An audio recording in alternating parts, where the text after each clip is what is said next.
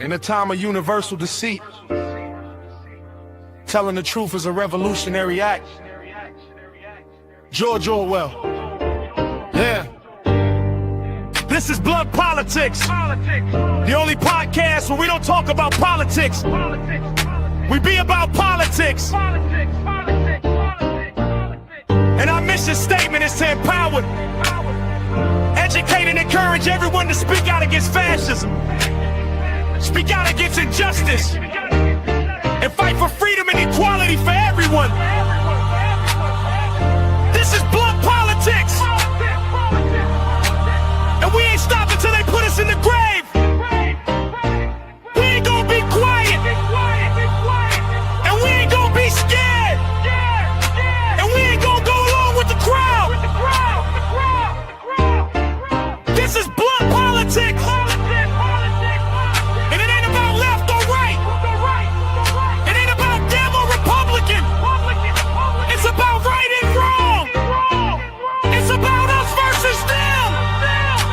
All right, as usual, guys, what do you say we just hop right into it? How's everybody doing? Welcome back to the show. I'm Boston Brian. This is Blunt Politics. Thank you for taking the time out of your day.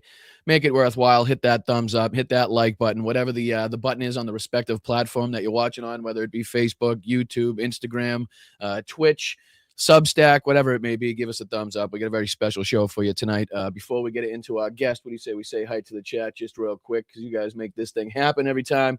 So you guys deserve all the thanks in the world. What's up, Richard? What's going on, Gamer? What's up, Dame? What's up, Greg? What's up, Nola? How are you, Samuel? Appreciate you guys for being here. Thank you so much. What's up, Rocks? Thank you to the mods, as always. What's going on, Yakov? What's up, Webb? What's going on, brother? How are you, my dude? Appreciate everybody being here. What's going on, Jen? Appreciate you, Dame.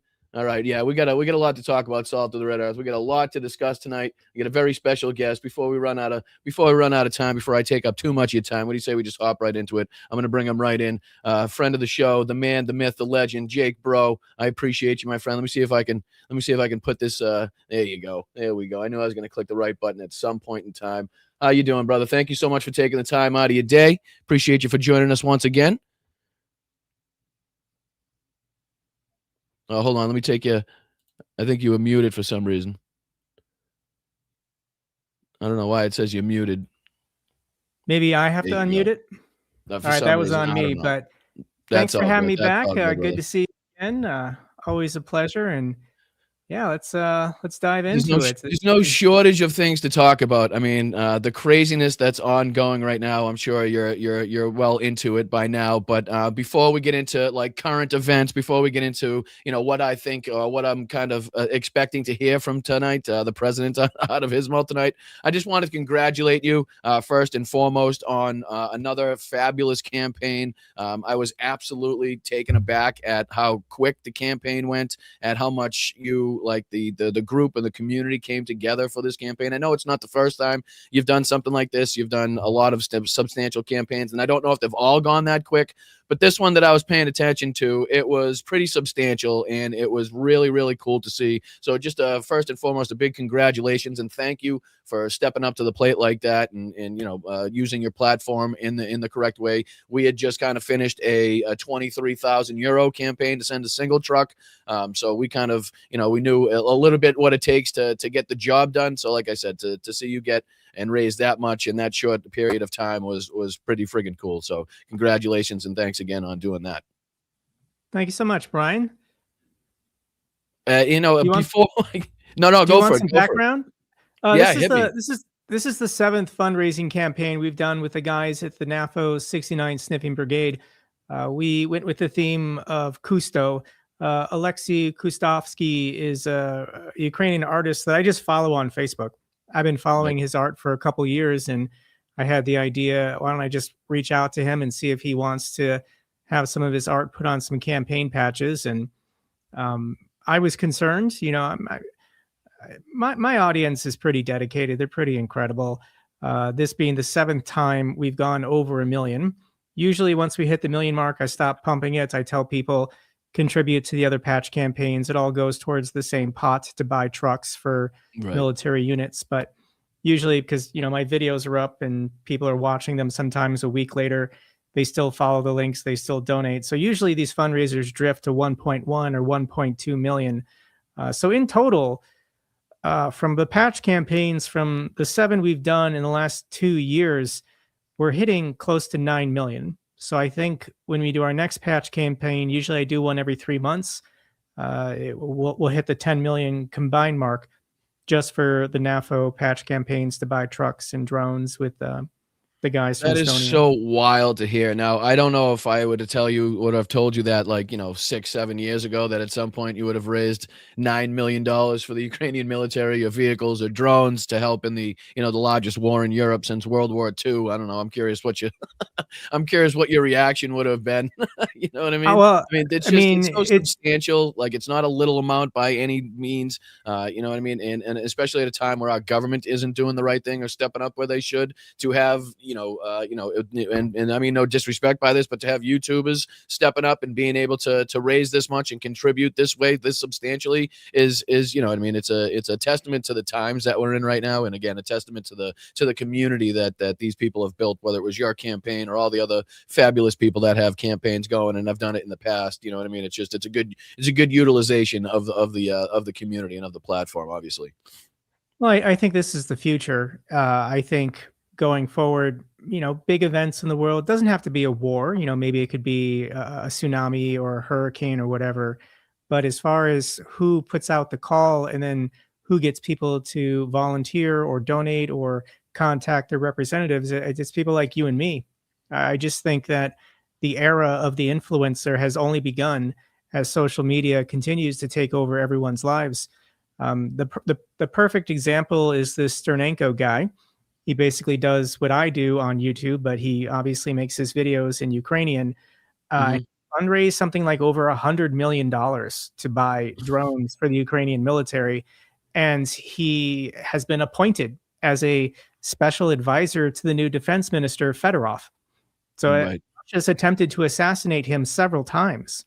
Makes me a little nervous, but at the same time, I feel safe in America. And Right. I guess I know the risks I'm running by having such a high profile, but it's not going to change what decisions I make or what actions I take, because I think Ukraine has to be supported and Russia has to be defeated.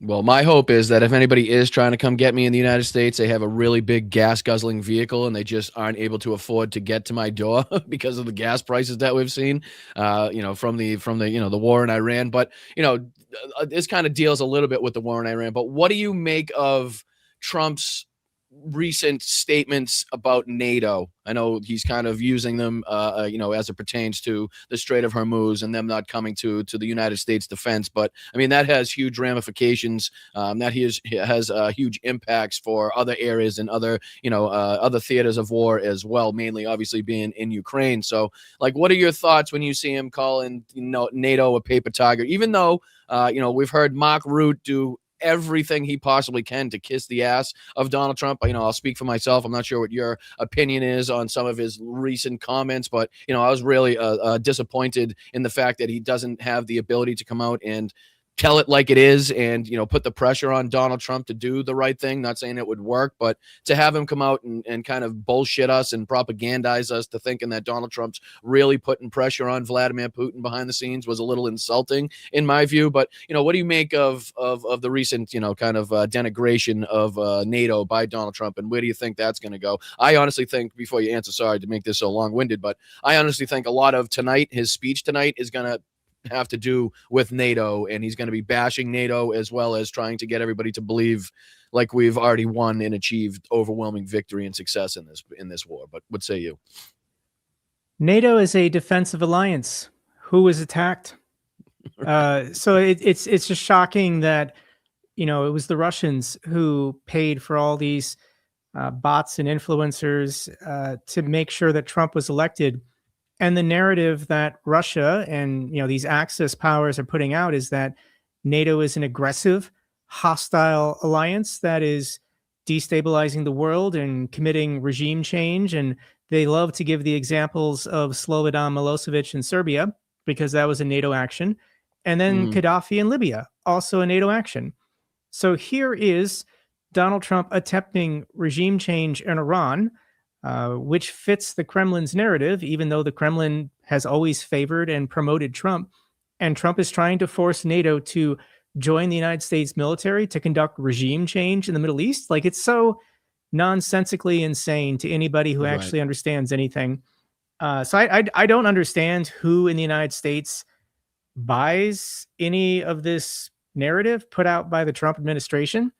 We have polling, and only 7% of Americans support boots on the ground. There is speculation tonight Trump is going to announce ground forces going into Iran to either secure nuclear material or take Karg Island or take the coastline across the Strait of Hormuz. Nothing is going to work. It's already failed. Going back to the first day, the decapitation strike, I was asked this by Kalen Robertson. And he's like, why did Trump attack Iran? And the simplest answer is Israel told Trump that it would be easy. Just, assassinate the Ayatollah and then find some Iranian general or cleric that we can then sponsor. We don't care about human rights. We don't care about democracy. We don't care about the people of Iran. We just want a subordinate compliance strongman to keep this country under our control. So it's just so astonishing that, all of the Kremlin bots and people who support Russia have been talking about Biden and how evil NATO is. And, they're committed to destabilizing countries and violating their sovereignty. And here is Trump attacking one of their military allies. Iran has been supporting Russia dutifully for the last 4 years. And Trump is trying to drag NATO into a war in the Middle East. And NATO's saying no, because that's not the point of NATO. It's never been the point of the NATO. The Kremlin propaganda is all false. So for me to just sit here, I'm scratching my head because I just don't understand who believes any of this, who buys this, who is dumb enough to be going along with Trump saying that NATO should be responding to the call and deploying ships. And it's just insane. Like, what is NATO's Navy's going to do if the United States Navy can't do it? Trump is saying, send in your ships, take the Strait of Hormuz. But we don't need them at the same time. We don't need them. But screw Iran's you already been defeated. We won this war. Iran has been decimated. The hard part is done. We're just tired of taking all the glory. So we're gonna retreat a little bit, and now he's ostracized. Somebody else go in there and get some glory for themselves. How about the British?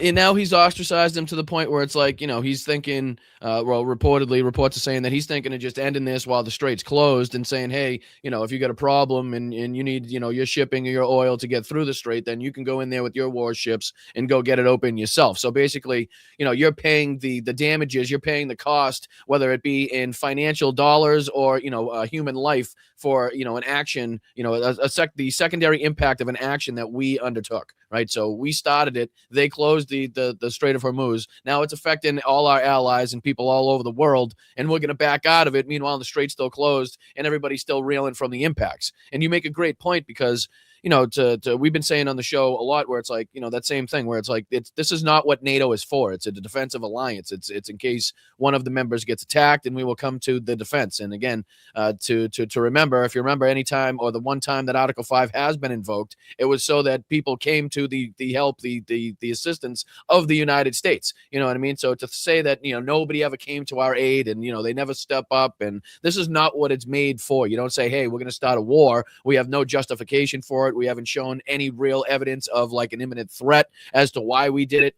Basically, everybody's suspecting that Israel was about to attack, and because of the retaliation that was definitely going to come from that, whether it be against Israel or allied regions or U.S. bases, we were forced to kind of act alongside them, or Donald Trump was forced to act alongside them. So, it's a great point you make. And then as far as you also pointed out that Donald Trump doesn't care about the Iranian people, and I don't think there was a more clear piece of evidence to point to that than on Fox News the other day, where he was talking to, what is her name, Dana Perino, where she asked, hey, what's going on with the Iranians? Do they have food? Do they have water?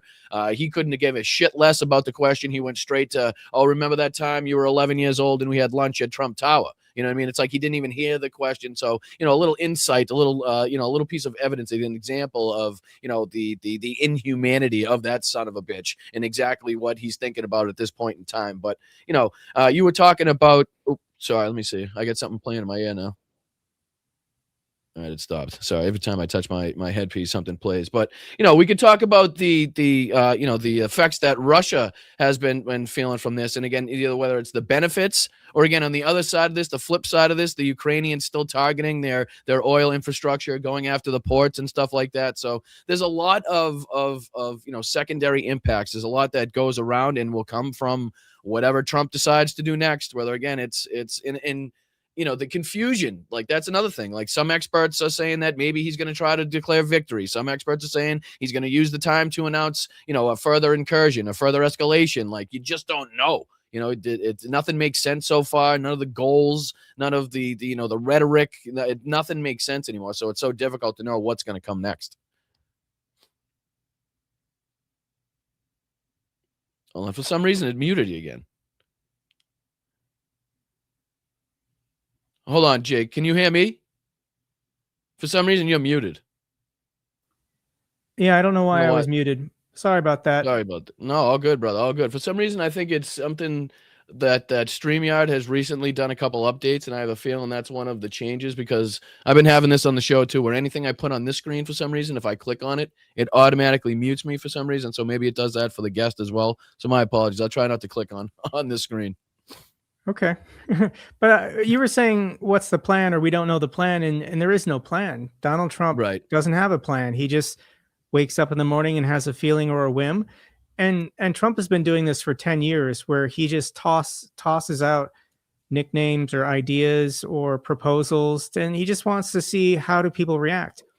If it's popular, he'll then keep talking about it, even if he never accomplishes it. But if it's not popular, he just drops it and then never mentions it again. Mm-hmm. Where are our 50-year mortgages? Like that was one thing he announced or just tossed out, and everyone said that was a stupid idea. And he never mentioned it again. Same thing with the Doge checks, or like the tariff rebate checks, or like he just says things that aren't true, and he wants to find out if they're popular. So he's doing that in real time with the war in Iran. He's like, do people want me to stay there and seize Carg Is that popular? No, people don't want to see Marines die on a beach in, the Persian Gulf. Okay, then maybe we won't do that. How about taking the coastline? Or maybe we should just leave altogether. Or what if this has been so unpopular from the jump, though? You know what I mean? Like you're looking back at even comparing this to Iraq or Afghanistan, like the approval rating, at least they lied to us back then and tried to give us something to like rally around, whether it was weapons of mass destruction or whatever bullshit they were feeding us. At least they like gave some fucking attempt and been like, okay, at least they knew that they had to get the public on their side to some degree to allow them at least the benefit, or at least the first option to get their troops in there to do whatever dirty deed they wanted to get done. This time they're saying the quiet part out loud, and from the jump it's been unbelievably unpopular. And historically, wars, as the death toll rises and as the cost goes up, just get more unpopular as it goes. So it's crazy to see that we're in this position now, and you're 100% right. Yeah, go ahead. George Bush was a happy idiot. It's been so bizarre watching George Bush in his post-presidency, because he just like finger paints and like, he's so benign. Like it's really hard for me to hate this guy when I did hate him when he was president. But in his post-presidency, I mean, he just seems like the most banal, boring, simple person. But George Bush was surrounded by intellectuals, competent, disciplined, ruthless people. Dick Cheney, Don Rumsfeld, Richard Pearl, Paul Wolfowitz. These were all, veterans of the Cold War, and they had a vision. They had an agenda. They were trying to sell it. They succeeded. George Bush's approval rating, public support for the war in Iraq, even through 2008 with John McCain saying we need the surge, and the surge was popular in 2008. Like people have forgotten the history, and we've fallen so far. And Trump just admitted it this week. He said on camera, I don't like to surround myself with successful, intelligent people. I only like being around dumb, unaccomplished people, because then they'll want to listen to me about my accomplishments. Like he said this to a room full of people. Imagine being a part of his cabinet after hearing that. Like, fuck. Well, Pete Hegseth is just the dumbest guy ever. And Kash Patel, the only disciplined and intelligent person in the room potentially is Tulsi Gabbard, and she's a foreign agent. She's a spy. Right, She's working for the Russians, and yeah. she has all these tweets about how we should, war against Iran would be a disaster for the United States, and now she is part of the leadership council in charge of a war against Iran because that's what Israel wants. It's just so astonishing. Kristi Noem is stepping down, and then there's all these pictures and videos coming out of her husband being a cross-dresser. Like, it's just every day. It's stupid. And Kash Patel's private email got hacked, and there's pictures and videos of him dancing around like an idiot being leaked online. Like, all of these people, I'm going to say the word, are retards. They're not intelligent, and they don't know what they're doing. And, the United States military is suffering. People are dying. I think we've lost more warplanes in the last month than we did in, 20 years of Iraq and Afghanistan. We lost an AWACS. Two potentially were damaged. There's only 20 of these planes in existence in the U.S. fleet, and 10% of them have been damaged in the first month of this war. I don't see an end, and I think Iran knows that everyone in the Trump administration is a moron. They're pretty pissed off, and all they have to do is keep the strait closed for another month, and oil will be at $150 a barrel. The global economy will be screaming in pain, and everyone knows who's responsible. Everyone knows who did this. So did you see this? Did you see today Alex Jones just turned on Trump? Yeah, we've been doing a pretty deep dive and using a lot of whether it's Alex Jones or the Megyn Kellys or, whether Tim Pool's doing some sort of, mealy mouth kind of pushback or the Piers Morgan. So we've been using a lot of these clips of people that were normally sycophantic. So go ahead. I remember when Donald Trump first appeared on InfoWars in 2015. So Donald Trump was running in the Republican primary, leading to the 2016 election. And I just couldn't believe myself that, a presidential candidate back in 2015 was appearing on Alex Jones's InfoWars show. Alex Jones used to be a fringe nut that mainstream media and everyone ignored, but Donald Trump in a way legitimized him. He elevated him. Alex Jones never would have gotten on, for example, Joe Rogan without Trump, giving him that attention. So now 10 years later, we've come full circle. I just think a lot of these conspiracy guys miss Biden. They miss the Democrats being in power, because when you're not in power, when you're not responsible for anything, it's easy just to make stuff up, throw your grenades, have a good laugh. You're making money. Alex Jones has made tens of millions of dollars the last 20 years peddling, conspiracy theory BS nonsense. And he's been deposed in court. And he has admitted he's an entertainer. He plays a persona, but that persona, as an entertainer peddling conspiracies, it only works when the guy you support is not in power. Because where are the like Joe Rogan this year, has he had any like viral, episodes where like they're uncovering a new conspiracy of the government or the world order or whatever? No, it's basically only if he's pushing back against like the Charlie Kirk assassination or calling MAGA idiots like he did the other day. You know what I mean? Other than that, I don't really see too much. Well, now there's plenty of conspiracies. The bullet didn't match the gun that killed Charlie Kirk, according to the defense. Right. So now there's plenty of conspiracies to investigate, and all of a sudden Joe Rogan and then they got the Alex Jones, the camera. They don't want to too. investigate. They don't want to know the truth. Right. And they got the camera in the back too. The angle from the back apparently was released. And then they got. I saw actually a couple more where they were trying to do a little bit more zooming in on whatever his lavalier mic was, his lapel mic that he had there, and it's kind of flared back up as far as the tinfoil hats and everybody getting their theories around. I don't want this live stream appearance to turn into a deep dive into the Charlie Kirk conspiracies, but I will say that the reaction from MAGA to it, trying to deify this guy, and Congress is talking about how they want to make a bust of Charlie Kirk and then have that in the rotunda in our nation's capital. Like, They just took it to the most absurd levels. And then all of this nonsense with Erica Kirk. I didn't know who Erica Kirk was. I barely knew who Charlie Kirk was. Like, I only knew who Charlie Kirk was because South Park did an episode about him. And I was like, who is this guy? I'll look him up. But I mean, this widow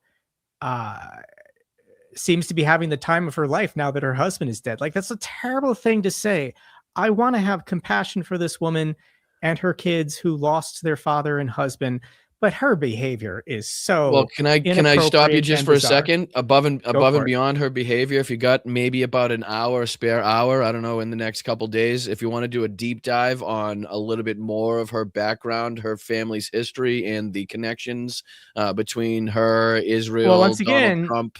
Why aren't the Donald conspiracy Trump? theorists She knew Donald Trump before Charlie Kirk, right? You know what I mean? Like, apparently she did like Christian missionary work in Romania, and children kept going missing. And she was kicked out of Romania. Like, that's pretty weird. We're talking about the place that housed fucking Andrew Tate, so you got to be pretty fucked up to get kicked out of Romania. You know what I mean? So, but there's a lot of connections, a lot of things that that raise a lot of eyebrows and raise a lot of questions. As far as like she only met Charlie because of an audition. Charlie kind of fell for her. She didn't even go there looking for love, and next thing you know, she's now the CEO of Turning Point USA, and it's like, you know what I mean? And I don't know if you saw the Drewski video. I gotta ask you if you saw the Drewski video. Yeah, the Drewski. It's like one of the most viral tweets in the history of Twitter. How many tweets get over 1 million likes? I think I saw it at like it was like 163 million views when I saw it. I'm sure it's got to be. Well, and the funniest thing is the tweet never mentions or names or references Erica Kirk. It just says conservative women be like this. And then Erica Kirk is like responding to it saying, my 3-year-old child, came into the room with her phone saying, Mommy, why are you in this video? And people are like, why is your 3-year-old child unattended on the internet, on Twitter, watching random videos, and then saying not only that, but then that McCormick, what's her face, the other Republican woman that spoke at CPAC was catching strays because she looked more like Drewski than. Yeah, that was funny.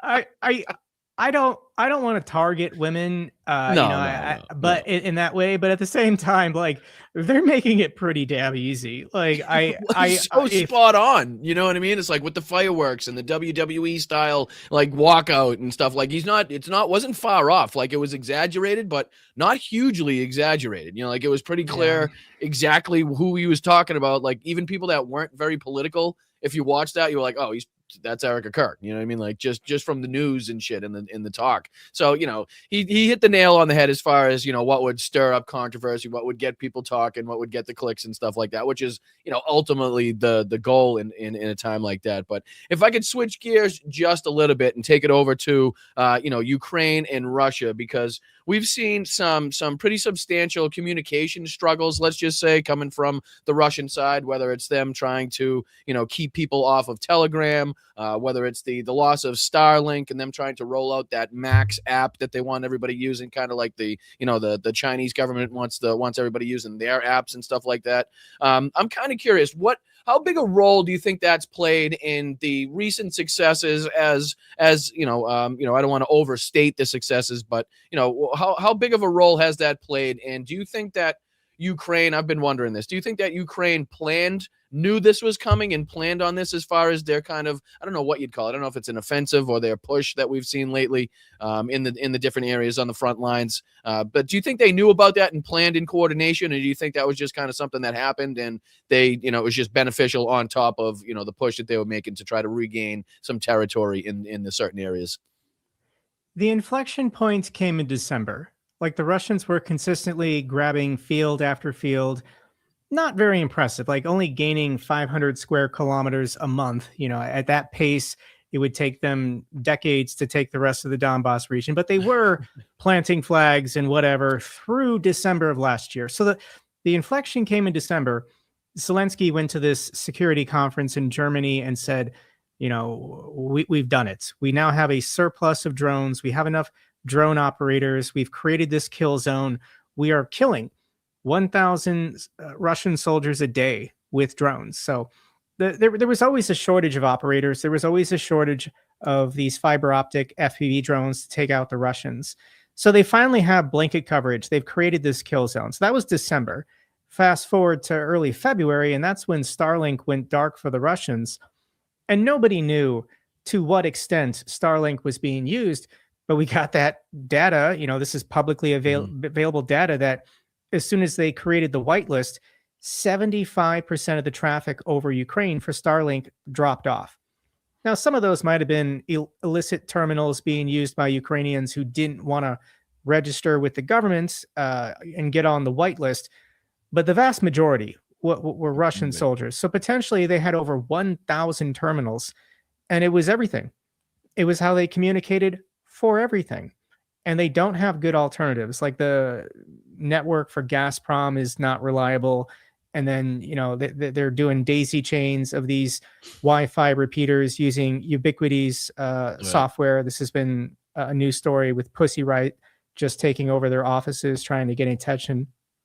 So it was that increasing drones for Ukraine. They have a surplus. And then February, Starlink went dark.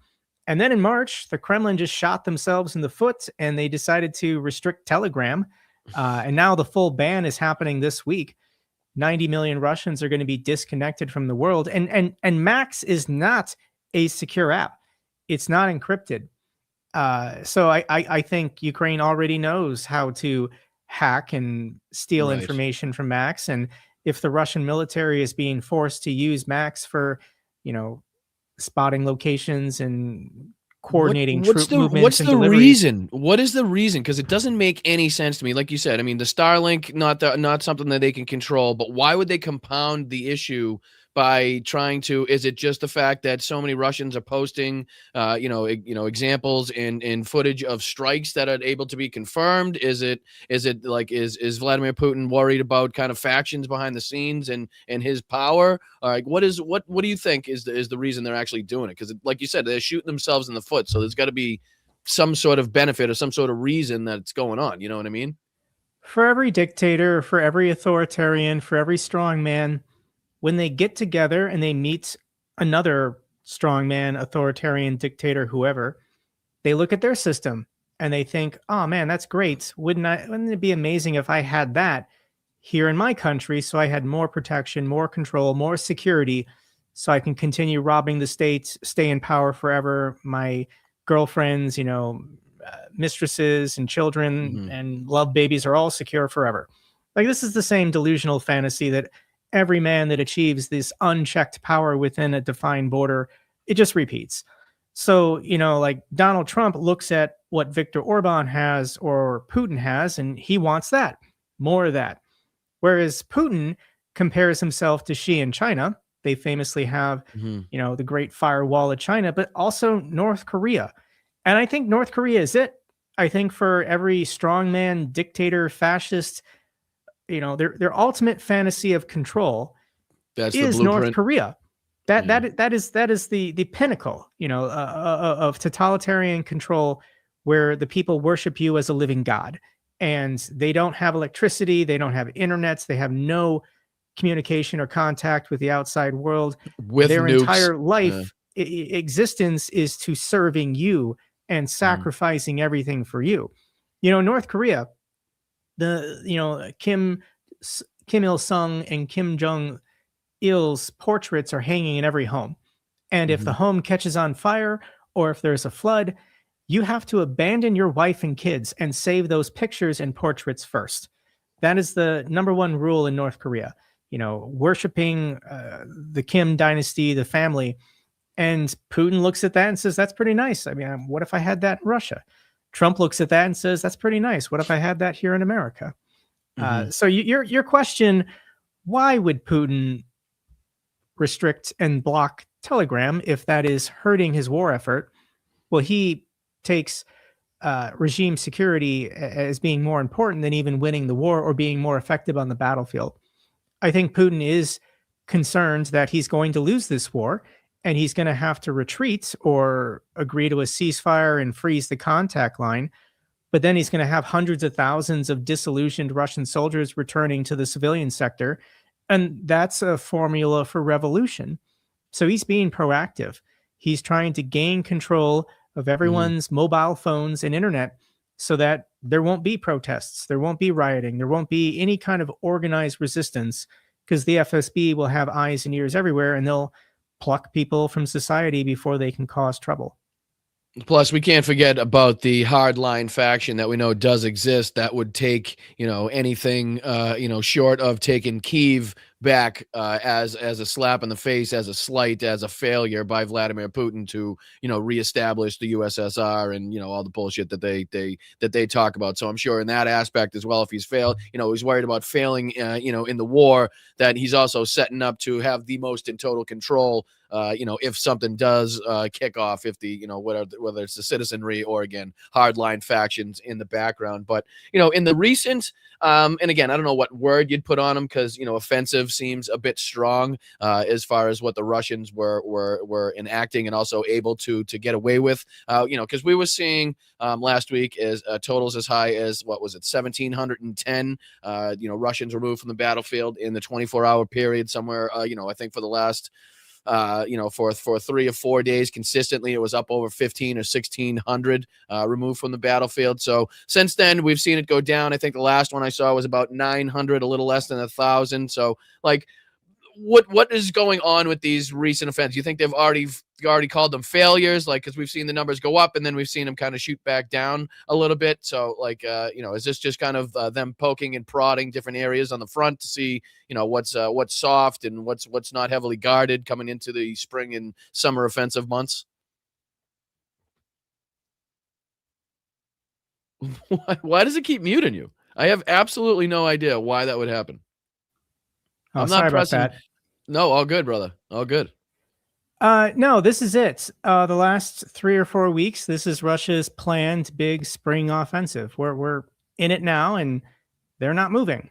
They're not making progress. So the fluctuation in the casualty counts, that's just Russians trying to get to the contact line. Right. This is Russian military bloggers.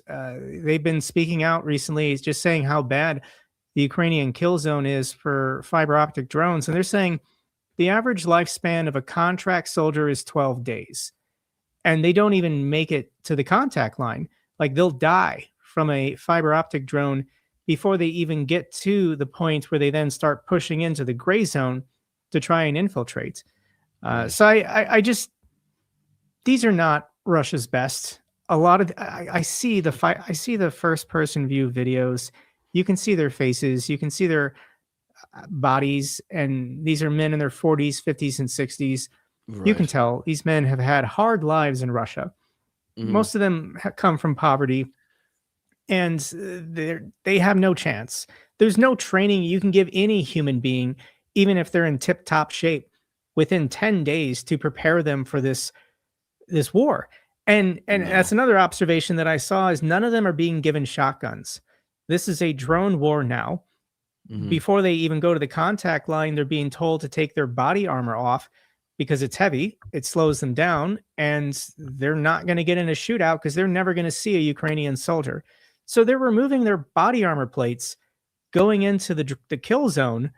They know drones are coming for them, and the Russian military still isn't even issuing them shotguns to defend themselves. They got Kalashnikovs, and it's really hard to, at a distance, when there's a drone speeding at you at 80 kilometers per hour, to shoot it down with a Kalashnikov. So I don't have sympathy for these men, but the entire situation to me just is, I don't understand how anyone can still support Russia when you understand or know the reality.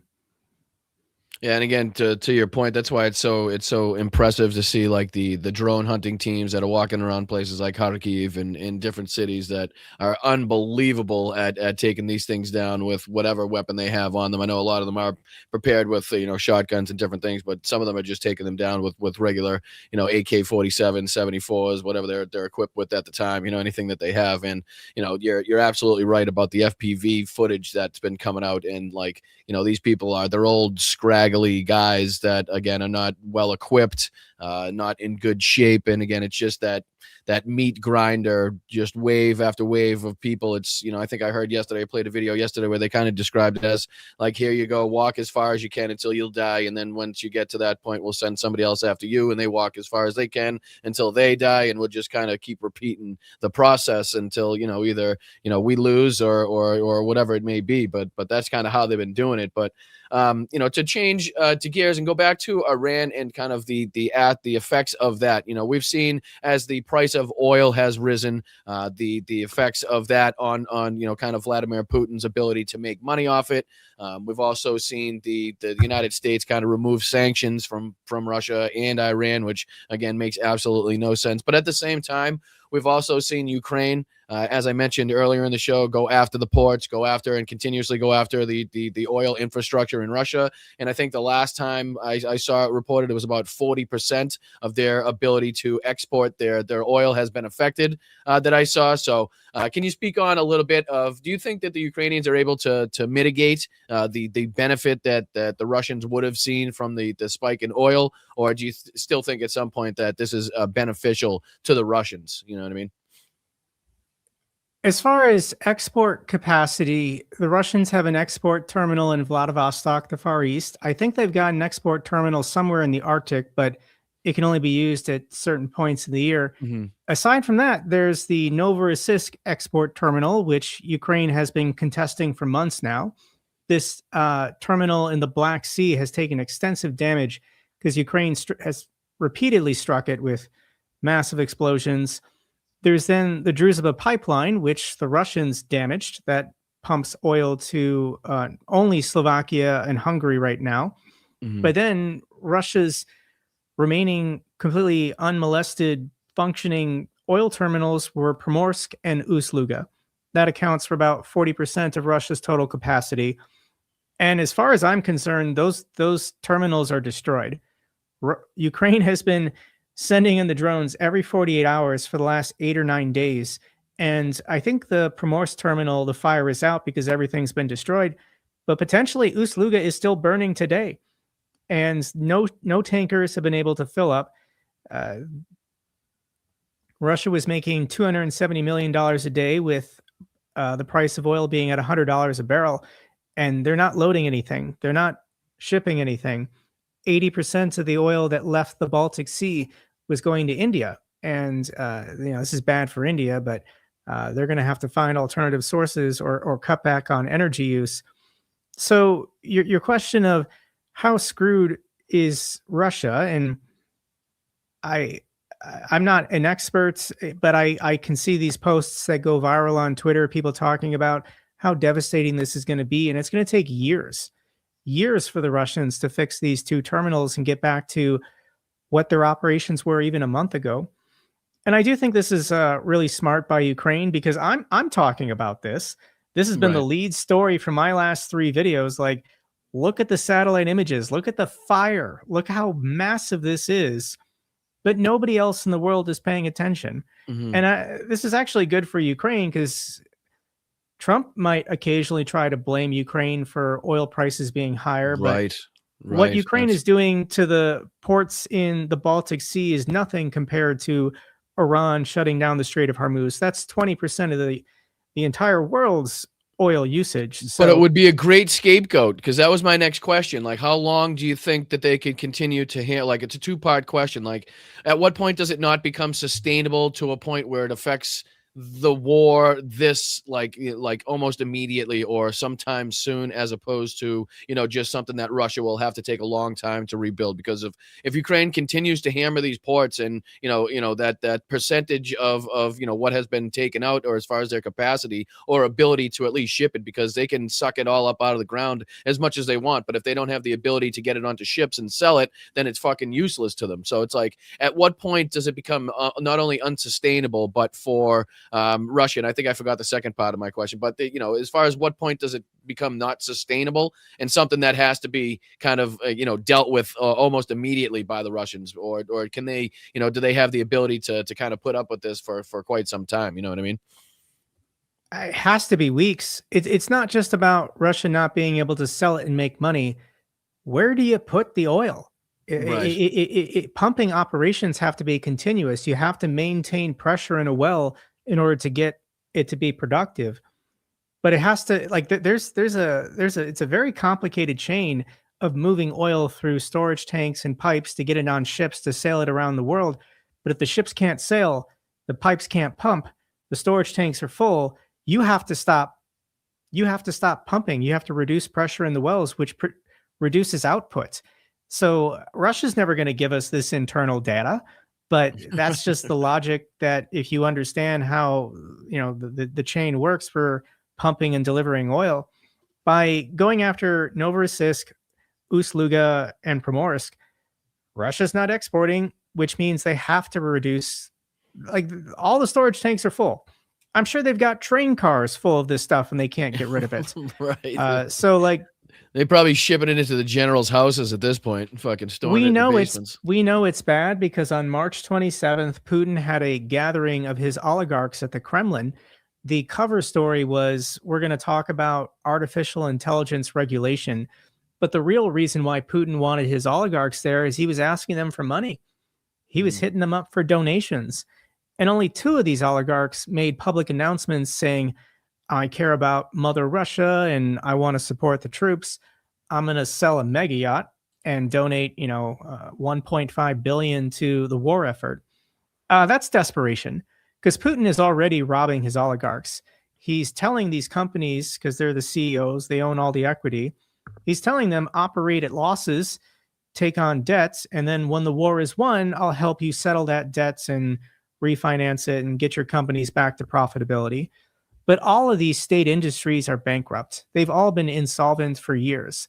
All of the oblasts and city government budgets have been unsustainable and insolvent. So it's this compounding effect, and I've been praying and waiting for this all to collapse, and it hasn't in 4 years, which is pretty, it's disappointing, but who knows, Brian? 2026 might be the year. This is funny because if you watch my videos, like going back 4 years ago, I was saying we just need some kind of economic catastrophe in the world. If there's a global recession, the country least able to endure economic hardship in a global recession is Russia. Right. So ironically, Trump has screwed the entire planet. And I'm so sorry. I'm so sorry to all my international friends because, Right.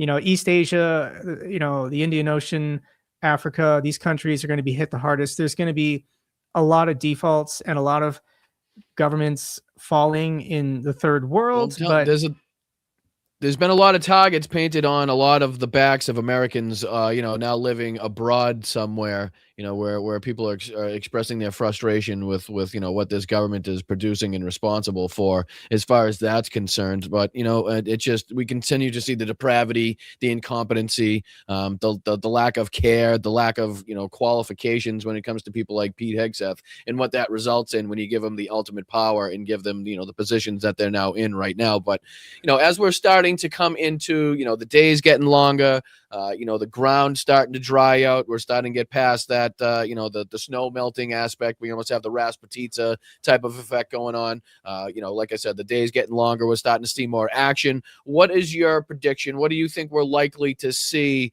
as far as frontline movements, attempts by Ukraine to do one thing or another as we go into the spring and summer offensive months? Do you expect like a planned push, or just kind of a maintaining of what they've already been able to do, and just hopefully, because I know we still need to see an uptick on the death ratio, the casualty ratio, as far as taking out more of them, I believe. I know we've seen an uptick in a few specific battles recently, but as far as on the whole, it'd be nice to see that higher at this point in time. But what do you expect to see coming into the months that are most known for seeing the most action?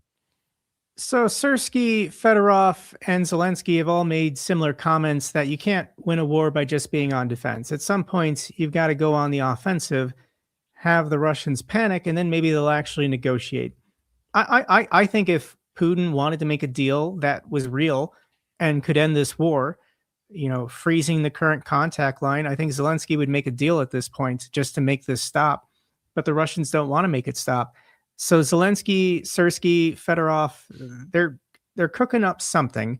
And if you want my speculation, Going into Kursk, that was a huge operation. That was very impressive. They eventually pulled out, but that was a black eye to the Russians. They could try punching through Zaporizhia again, the failed 2023 offensive, try and make it to Tokmak or Berdansk, or they could try and get across the river again and try and get the Kherson region. That involves crossing the river, which is very difficult, and then you have to sustain logistics. But that would take at least the pressure off the civilian population that remains in the city of Kherson. So Ukraine has options, and I think they're probably exploring them. If you can take Kherson, you can isolate Crimea. So I think that is really appealing to them. They tried getting a bridgehead in the dachas on the south bank of the river, and they just couldn't sustain it. The Russians still have artillery. The Russians were calling in glide bomb attacks. The guys who were trying to hold out on the other side of the river just couldn't do it. But that was a year or two ago, and the Russians are significantly weaker now. And I think this is working. I think this long-range strikes with Firepoint 1, Firepoint 2 drones, they've now got the Firepoint 5 Flamingo. It's not as good, but it could get better. And they're about to do live tests on Russia with their new Firepoint 7 ballistic missile. Something like 17 petrochemical plants have been bombed by the Ukrainians in the last 40 days. This is Russia's supply chain for making all of their munitions. So the Russian military, I guarantee, is experiencing shortages and logistics problems, morale problems. Like there's no positive. There's no upside. I've made this assessment. Sorry. Go ahead, bud. Russia can still conduct terrorism, and I that gets people who support Russia really excited every time Russia bombs a maternity hospital and kills pregnant women. But that's not going to win you a war. Ukraine is not going to surrender. Doesn't matter how many acts of terrorism the Russians commit. Right. Yeah. I mean, if you learned anything from World War II, you can't carpet bomb a population into surrender. If anything, you kind of solidify their fight against you. You know what I mean? If anything, but I've kind of made this assessment on the show. I'm curious what you think, because I've seen a little bit of a change, at least in the demeanor of Volodymyr Zelensky and kind of the way that they've approached this. And again, this is my assessment, but ever since kind of the Alaska summit and the bullshit surrounding the deal, no deal, the 21-point deal, 22-point deal, is it a European deal? Is it this deal? Is it Russia's deal? Like, I feel like the Ukrainians and Volodymyr Zelensky feel like now the handcuffs are off, so to speak, and like it's pretty clear now that this fight is going to be won on the battlefield as opposed to the negotiating table. And I feel like it's kind of freed them up a little bit as far as not only rhetorically and kind of how they're approaching this in front of cameras. We've seen Zelensky out and about and making partnerships with the different allied regions as far as helping them with defenses and drone technology and stuff like that. But do you, I don't know where was I going with that? Where was I going? I got to figure it out now. But, Zelensky, do you feel like the handcuffs, do you feel like you've kind of gotten a sense that they're focused on ending this on the battlefield as opposed to, getting wrapped up and caught up in the bullshit and surrounding, negotiations or Trump pressuring them to negotiate with Putin? Is that kind of a sense? Like that's a feeling that I've been saying on the show. I'm just curious if you feel like that's correct or something that you could get behind. These trilateral Trump peace talks have been going on for almost a year now. Mm-hmm. What have they accomplished? Steve Witkoff has gone to the Kremlin like 9 times. In the last year, Steve Witkoff has probably spent more time with Kirill Dmitriev than his own family. Like, it's just absurd. And I think Zelensky, he's always willing to engage. He's always willing to participate because there is some benefit to Ukraine. One, it keeps Ukraine in the headlines. Like, even when Trump is trashing Ukraine, at least people are talking about Ukraine. The worst thing Trump could have done was just completely ignore it, disengage, cut everything off, never talk about it. If a question comes up, he just says, it's not my problem, because then nobody is paying attention to the problem and Russia can just do whatever they want. So even if it's bad news coming from Trump about Ukraine, I still think it benefits Ukraine because the president of the United States is talking about the war, and normal people will then check back in and potentially learn something. And then there's the prisoner of war exchanges. Russia stopped doing them for a while, and that was very concerning for Ukraine because they actually care about their people. So engaging in these peace talks has allowed for prisoner of war exchanges. And if it was just that, that's a good enough reason to play along, even though the Russians do not want peace. But I also think Ukraine has consistently done what Trump wanted, such as the mineral rights deal, or there's been some other examples. But Ukraine gets to have the high ground, saying we are negotiating in good faith. We are looking for a peaceful resolution to this conflict. It's the Russians who will not agree to a ceasefire and won't do anything. There's also the Pearl program, which I'm sure Trump is going to talk about tonight. The speculation is that he's going to not deliver weapons to Ukraine that the Europeans paid for unless Europe deploys their military to the Straits of Hormuz, like whatever. So I think the Pearl program is probably dead. So yeah, Zelensky has been participating in these talks, engaging for the media attention, the exposure, the goodwill. But no, they were never going to lead to peace talks. Like Steve Witkoff is not going to get $12 trillion in economic deals because Ukraine is never going to surrender. That's what the Russians want. Right. Give up the Donbass, give up your best fortifications. There are no security guarantees. Like the word of Donald Trump is worthless. So, the Russians are saying, we'll allow the United States to give Ukraine security guarantees if Ukraine gives up their best fortifications in the Donbass region. Like, it's just not going to happen. So no, right. Well, I appreciate your time tonight. And before I let you go, so you can figure out what kind of bogus propaganda and bullshit Donald Trump is spewing, because as far as I can see, I think he's already done with his with whatever speech that he gave. I saw he was on. I glanced over it earlier, and then these channels that were supposedly covering it now, it's just kind of generic showing right now. So apparently he's already done with this speech. So we'll have to figure out exactly what he went through. But before I let you go, is there anything new that you want to, that kind of caught your attention, or something that you've been talking about or looking at as far as a weapons platform, a specific drone, or, kind of any offensive that you've been looking at or planning, or what looks to be some sort of breakthrough or offensive that you've been looking at? Anything you kind of want to bring up that you haven't had the chance to talk about, or people really aren't kind of discussing in that regard?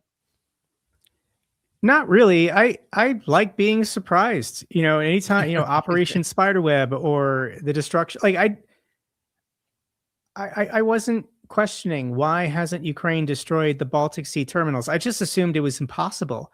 I assumed that these two terminals on the Baltic Sea were so well defended with air defense systems. So Ukraine keeps surprising me, and I love it. I get to make these update videos, and I've been doing it for over 4 years now.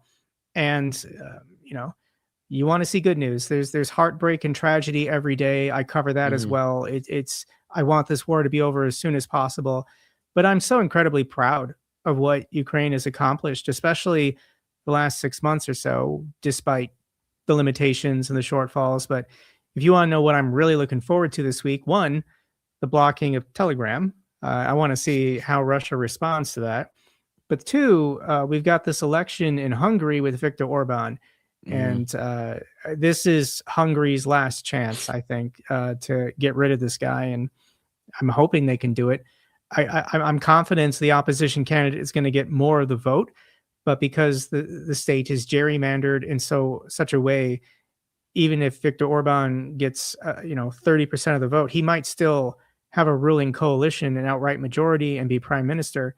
And I think the people of Hungary at that point are going to take to the streets, and they're going to kick down the doors, and they're going to find all of Viktor Orban's zebras on his private estates, and they're going to have their own Maidan revolution moments. So I hope Europe is there to help them, to help the people finally get rid of this corrupt regime that has been, a double agent working for the Russians the entire time.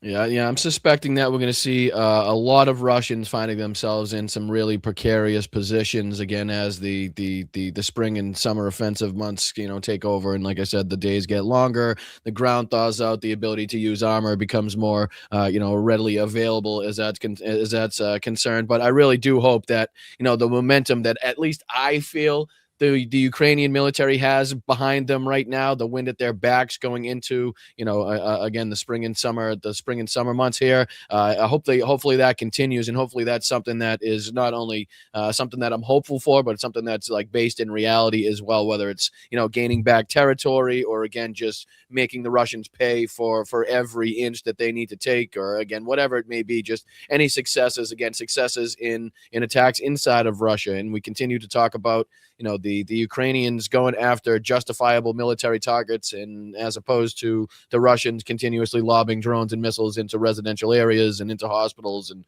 churches and schools and stuff like that. So that's another aspect that we can continuously talk about. But a huge congratulations to you again on another fantastic campaign, and the amount that you've raised for drones and trucks, and I'm sure a ton of other stuff. It's really remarkable that that we can get this done, as far as being just kind of like independent people that care about this enough and have a community behind them that is willing to step up and to donate and to help in these different situations. So again, huge shout out to you. A lot of respect for the way that you've used your platform, the way that you continue to use your platform. And again, I think a lot of people are blown away at again how much you've been able to raise and how much you've been able to contribute. So again, from everybody here at Blunt Politics, we give you a round of applause and a big thank you for everything that you've been able to do. And we appreciate it very, very much. Why don't you let everybody know again where they can follow you, all your socials and stuff, if anybody is not familiar. I'm sure there aren't many people in the chat that aren't, but just in case, Thank you so much, Brian. I appreciate you as well. I'm Jake Broe on most of the platforms. I'm pretty much on every social media platform except Telegram. Good. Well, everybody that is for some reason, for whatever reason, not following or subscribe to all of Jake's platforms, I would definitely make sure you get over there. I would highly recommend his work. He does fantastic work at keeping everybody up to date and informed and exactly what's going on inside of Ukraine as it pertains to that war. So not only that, but also a lot of other stuff as well. So I don't want to limit you. But Jake, thank you so much again for taking the time out, my friend. You're more than welcome anytime on the show. If you have anything you need to promote, if you have any big news, anything you want to talk about, anything you need to discuss, just hit me up and we got a place for you right here. So again, we appreciate it and hope you have a wonderful rest of your evening. Thanks, Brian. Appreciate it, my dude. Thank you. All right, let's see here if I press the right buttons. Thank you so much, Jake. I mean, his knowledge is, again, it never ceases to amaze me every time we talk to him and the insights that he has.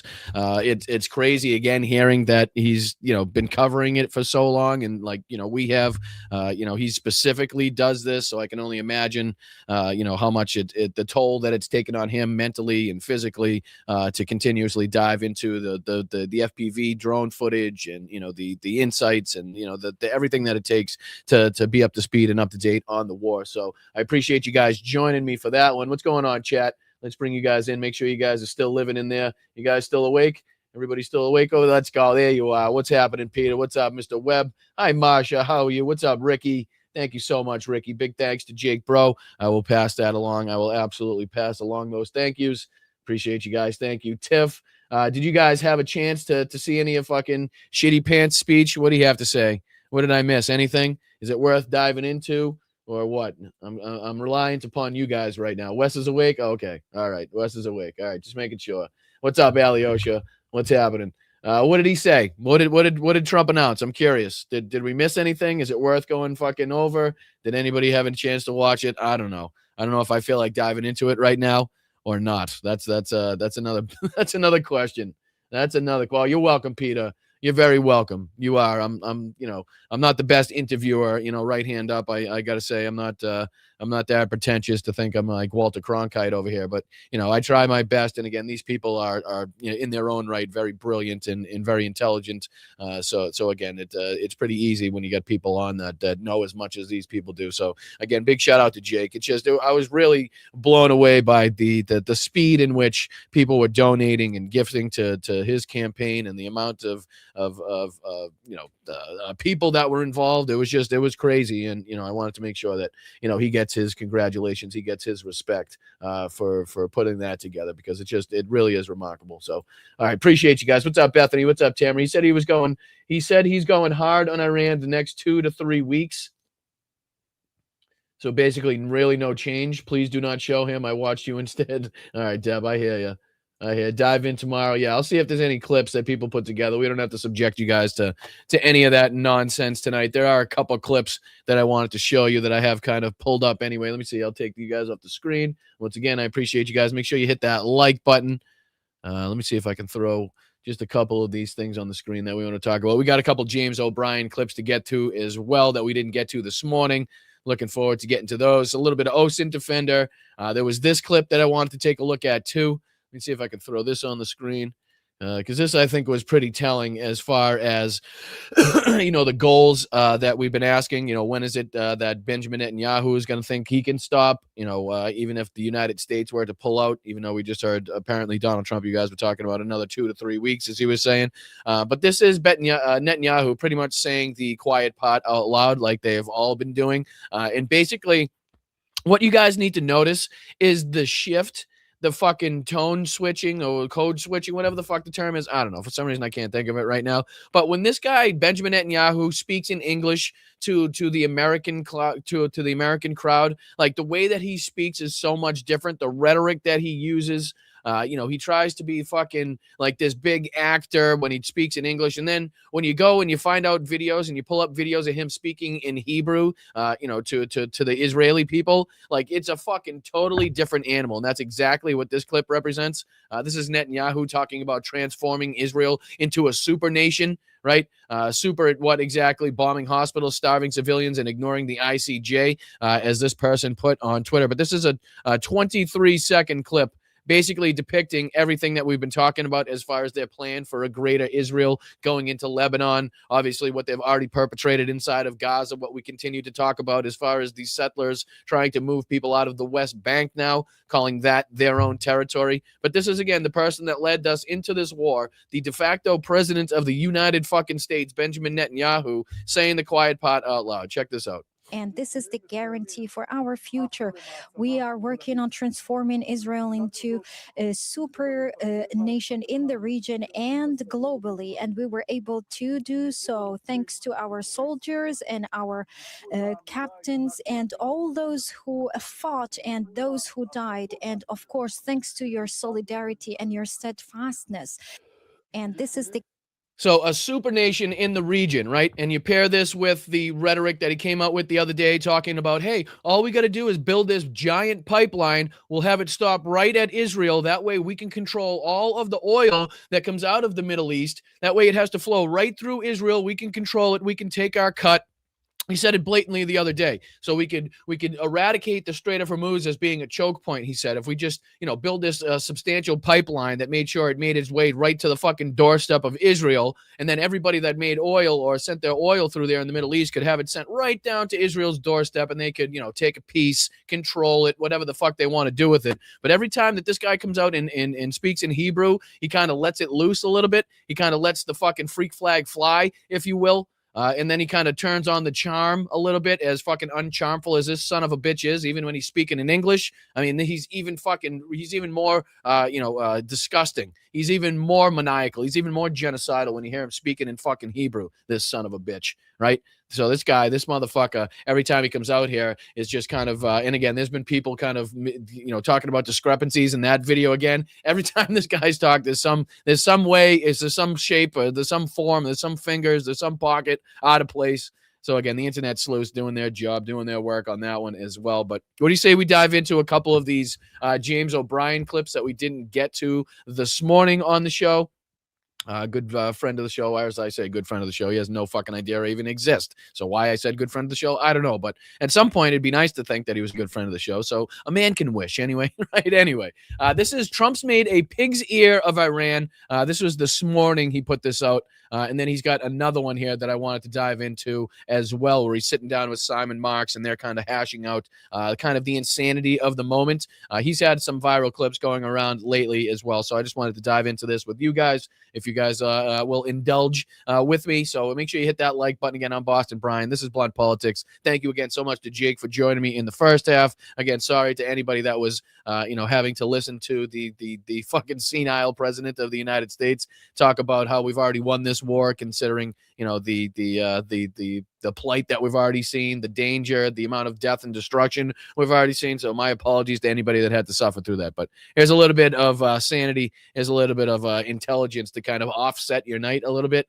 So hit that like button, guys. I appreciate you, mods. Thank you so much to the chat. Love you guys. Very much appreciate you. All right, here's James O'Brien again. This is Trump's made a pig's ear of Iran. Let's check it out. I couldn't quite believe what I read this morning. So if you're not fully across the news, let me fill you in. Donald Trump has made an absolute pig's ear of his Middle Eastern war, which he can't even call a war, because if he called it a war, then that would remind everybody that he's not supposed to undertake these sorts of ventures without congressional approval. So he's called it, well, he's tried to call it a special military operation, but he keeps forgetting to say special because he's stupid. So he calls it a military operation, and because he's stupid, he then occasionally lets slip that he has to call it a military operation, because if he called his war a war, he would be required to secure congressional approval before he even did it, let alone continued it. So Donald Trump has made an absolute mess of everything, not paying attention to all of the people that would have been able to tell him, had they been able to fight their way through the army of sycophants that routinely surrounds him in the Oval Office, again, people from the worlds of politics and the media. Had they been able to get into the room, they could have told him that the Strait of Hormuz would be closed by Iran at the first sign of offensive action from him or Israel or both, and that reopening it would be close to impossible. You certainly would not be able to do it from the air. I'm not claiming that I could have given him that lecture, but I could have made 2 phone calls to people who know what they're talking about and then happily filled them in words of 1 syllable.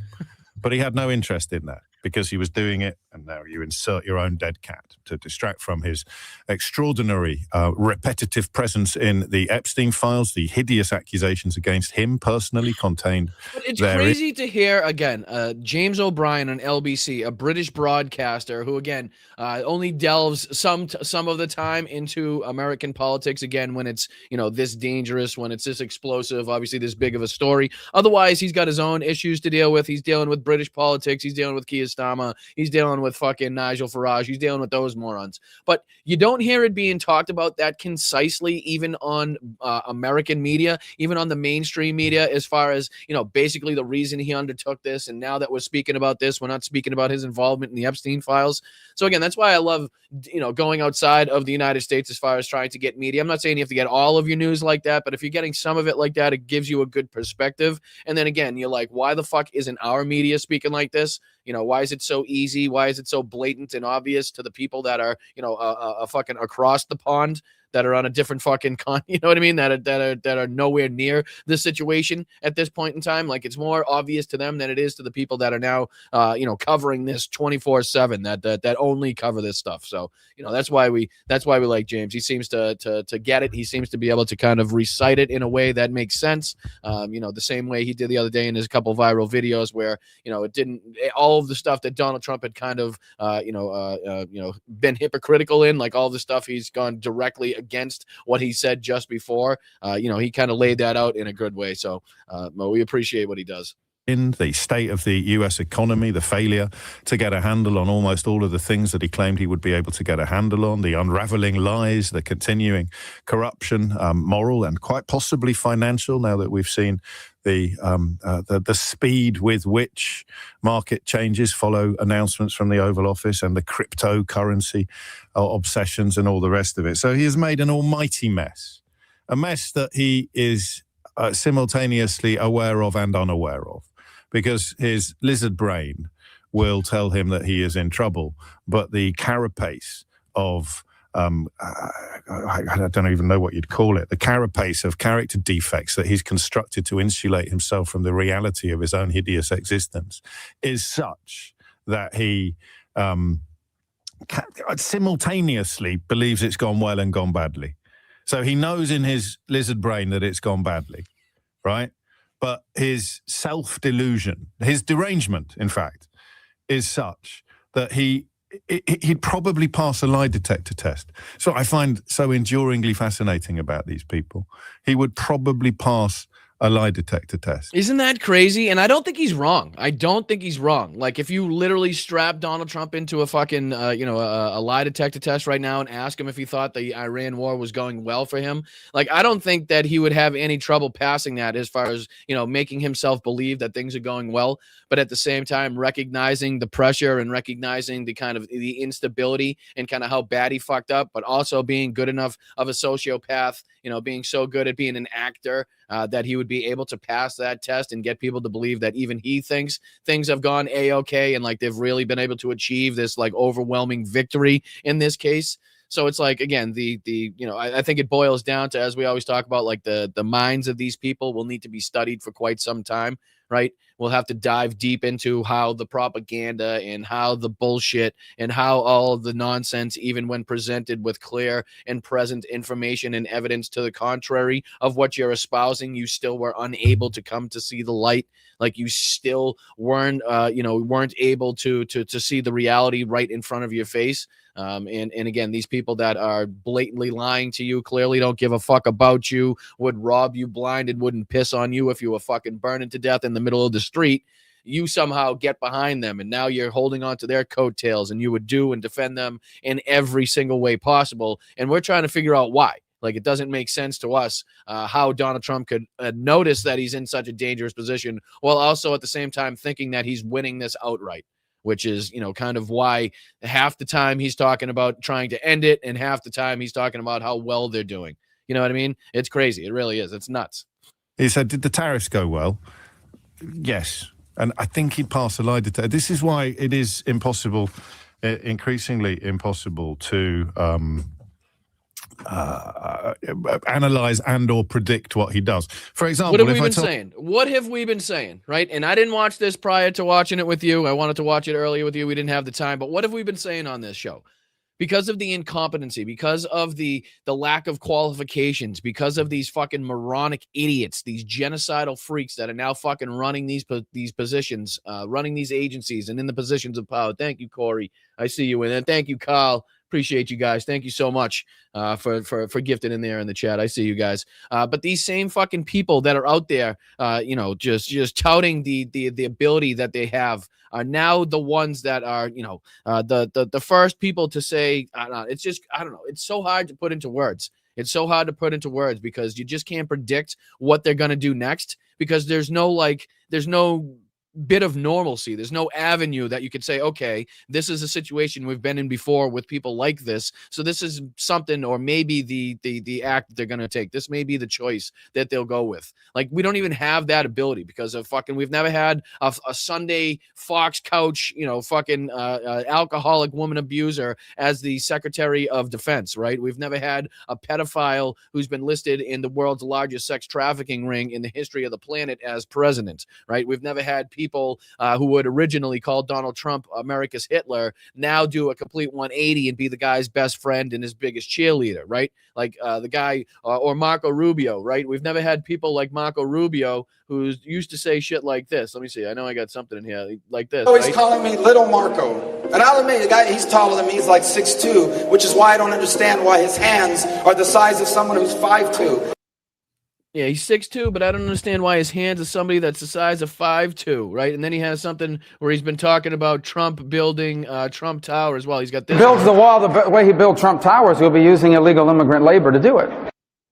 And then he calls him a con artist, right? Where's the one where he calls him a con artist? Yeah, I can just tell you that a con artist is about to take over the Republican Party and the conservative movement, and we have to put a stop to it. So these same fucking people, right? These same people that was calling him Hitler and, saying he was a con artist and he could never take over. Now these people are inside of the government. Now they're working for him directly and working the hardest to try to defend for him, right? To try to, obfuscate and to try to make people look the other way and to try to, defend him from culpability and accountability at every turn. Like these same fucking people. So it's like, well, how the hell do you predict what's going to happen next? How the hell do you know, is he going to come out and claim victory even though we're still having drones fly over U.S. bases? I don't know if you guys saw. I think I might have. Did I get rid of it already? Let me see. Was it this one? No. Did you guys see this? Let me throw this on the screen. because this was from a couple days ago at this point, but this was taken, and this was the moment that U.S. troops were blasted by missile debris as an Iranian strike lands yards away. So I don't know if you guys saw this. Check this clip out, because again, this is showing how close of a call and how much danger they're still under in the area. Check this. See the missile coming in there, that bright light. Watch how quickly it comes in now.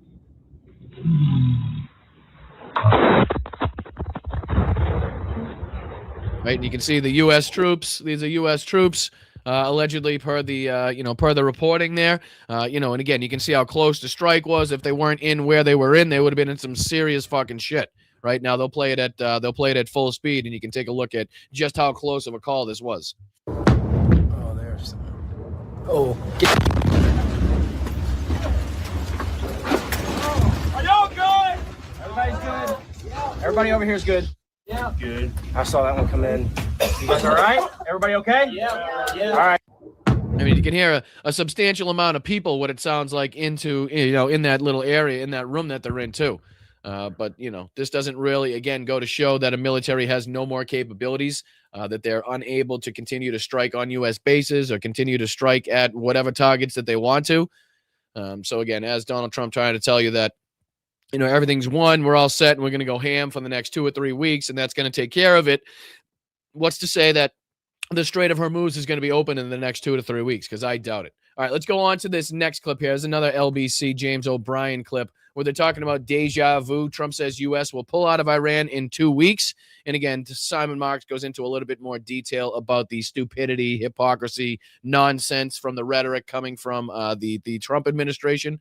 So let's see if we can just dive into a couple minutes of this. And then what else do we got here? I think I got some insights, some oaths and defender to go through as well. And then I'll get you guys on your way. I might be able to get you guys out of here a little bit early tonight as well. I know you guys suffered through some of the Trump speech, so you guys need your rest. Hit that like button, though. We're getting into a little bit of James O'Brien here on LBC. Appreciate you guys. Subscribe to the channel. We're trying to get to 20,000 subscribers by the time we get to midterms. And unfortunately, it's with a night like this that makes me think that we're never going to get there. But let's see if we can dive into it. Let's get to it. I appreciate you guys.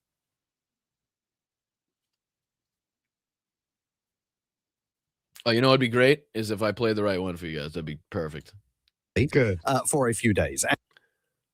And it is a joy to be here, James. It's always lovely to see you. It really is.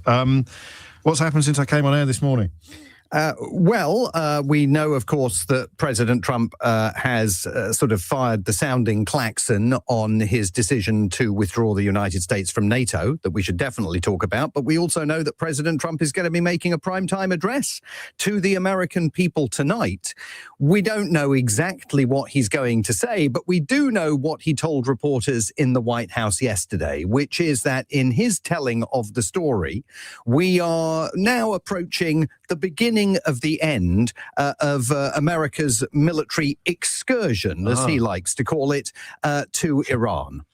I would say that within 2 weeks, maybe 3. The U.S. will be gone or done with the war in 2 I think with weeks? 2 or 3 weeks. Not 3 weeks. If it is We'll 3 leave. weeks. We'll leave, he says, Jeff. How many weeks? 2 to 3 weeks. It's like deja vu all over again. I will make that decision, I would say, over the next 2 weeks. Someday you'll be reading about it, maybe in 100 years from now, maybe in 2 weeks. Whether it's next week or 2 weeks or 3 weeks, doesn't make any difference. And we're asking every American to make major changes to reduce social interactions over the next 2 weeks. Within 2 weeks, you'll see numbers. The peak, the highest point of death rates, remember this, is likely to hit in 2 weeks. If you didn't have our military equipment, this war would have been over in 2 weeks. I can't tell you that, but I'll let you know in about 2 weeks. So you can take it to the bank. Well, I'm just thinking we could work our way through this. This is the BBC. I mean, again, it is so fucking painful. On one hand, it's like, it's kind of cathartic in one sense to watch people laugh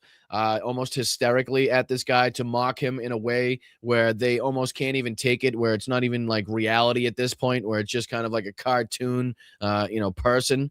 But then on the other side, it's so fucking embarrassing that this guy is now the head of this country. And again, the allies that we've had, the partnerships that we've had for so long, and the people now inside of those fucking countries are just quite literally either so fed up and pissed off with everything about the United States at this point, or again, they're just directly laughing in our faces. Like, I mean, they can't even contain themselves as far as that's concerned. The 2 weeks, everything's 2 weeks. Like, it's fucking farcical. Right. You know what I mean? It's just fucking farcical. It's an absolute joke at this point. Anybody that believes it, anybody that still follows that, like, that's why we continue to get this bad rap, because these people, they see this as the fucking stupidity as it is. And then they're like, well, he still has what, 100% of MAGA supposedly supporting the Iran war. Like, how do you justify those two things? Like, how doesn't everybody see this for the fucking insanity that it actually is? See this guy for the fucking moron that he actually is in Donald Trump, right? It's just, they can't even wrap their fucking heads around it. But I ain't got the staff. Peter Cook didn't have the Latin. I haven't got the staff to go through how many of those deadlines or deliveries were actually achieved with. I think I could probably answer the question pretty quickly. I think it might be a big round number. Absolutely none of them. Here's the thing, Simon. This speech tonight, this address, this national address about what they've described as an important update on Iran. You and I have been following this more closely than most because that's our job. And yet, neither of us really would want to stake a month's wages on him either announcing that he's won and it's all over and they're all coming home, or announcing that it's won and it's all over, but he's sending troops to occupy Karg Island. Yeah, I think that's right. I mean, I would stake a month's wages on him saying that he's won. Oh, I think he's definitely going to say that. But what he says after that, I think, is open to question. And just on the 2 to 3 weeks issue. Even what he says tonight, you can't take to heart. Like, even what he said tonight in his little fucking address, his little speech, could change the second he gets home, shits his pants, and decides to fucking truth on True Social, right? Like, he might have a phone call between the time he made this speech and the time he gets fucking home, and it could change his mind again. And he could be posting something else, and he could be talking about sending more troops, and he could be talking about whatever the fuck. Who knows? That's why at this point, you can't even take what he comes out and says in front of cameras at face value. Like, that doesn't mean that's exactly what's going to happen. Now, all of a sudden, it's not like, okay, we can now rely upon the fact that it's going to be 2 to 3 more weeks. Who knows? Could be another 2 to 3 more fucking years at this point, for all we know. You just don't fucking know. And it could change on the dime, because this guy is, just a dementia-riddled fucking brain-dead piece of shit at this point, who just goes in every which direction the wind blows him and the last person decides to point him in. It's crazy. Right? Like, even these people, the Washington correspondent for LBC and James O'Brien, who's done this for God knows how long, covered this type of shit, just have absolutely no ability to say what's going to come next. They have no trust in being able to, again, accurately predict what is going to be the outcome, what the next move is going to be by Pete Hegseth. They could announce victory, but does that mean we're going to have victory and pull out? Or does that mean we're going to have victory and send in 10 times more troops and decide to take over Karg Island or some of the islands surrounding the strait? Or are we going to pull out and leave the strait closed? Like, what the fuck is going on? And it's like, I feel a lot better about myself having, no answers and not knowing what the fuck is actually taking place when you watch people that have been doing this for a lot longer than I have, that are a lot more intelligent than I am, right? That have a lot more insight, that have a lot more access, like Simon Marks, obviously being the Washington correspondent. And even they can't tell you what the fuck's going to come next. They can't predict what the next move is going to be by the Trump regime. You know what I mean? And so, again, I feel a little better about myself every time you hear, all of these experts be like, I got nothing. Like, they just put up their hands, they shrug their shoulders, and it's like, I don't know. Like, this, nothing makes sense. None of the goals, none of the intent, none of the victories that they're claiming seem to have any impact or effect. Like, they don't seem to recognize, you can't leave the strait closed, or we're going to just be consistently sticking at $100 a barrel, $4 a gallon. Like, that's just not a way to sustain, a normal life here. But they just don't seem to recognize that. So that's what's making the job difficult for podcasters and people trying to give you insight into what may be the next step or what you may be looking at next. His own defense secretary, Pete Hegseth, was saying yesterday, could go on for another 4 weeks, could be another 6 weeks, could be another 8 weeks. It's all undetermined.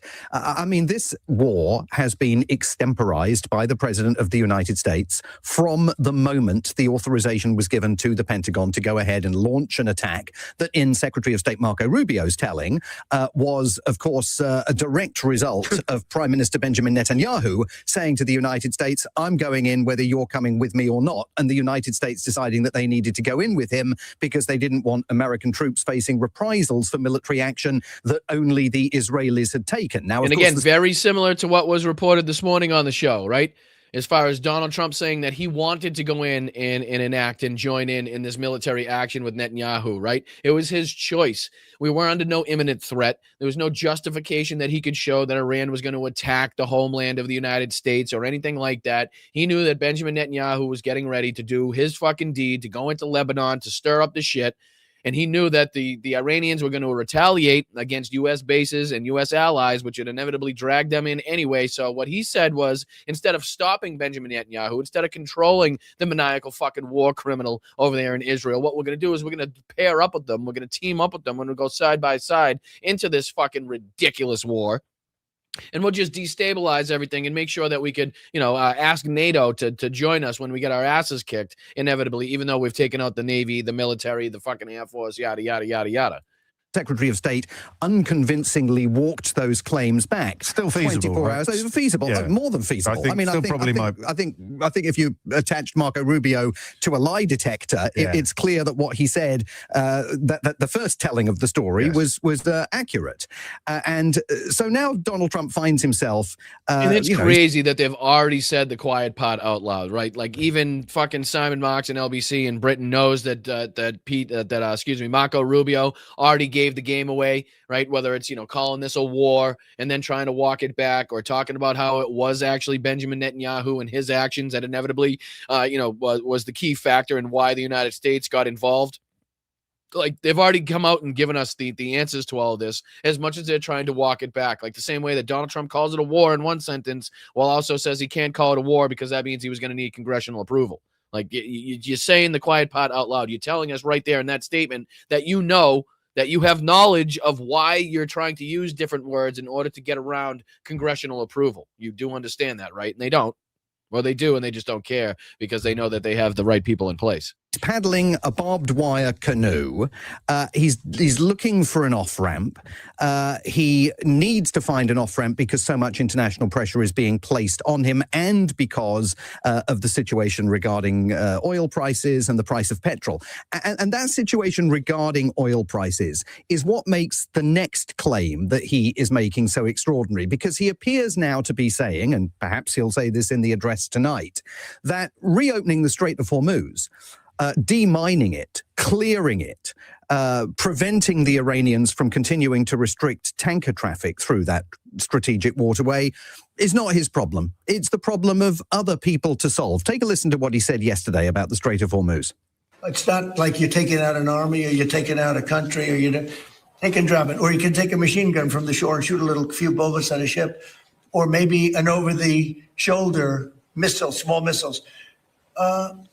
That's not for us. That'll be for France.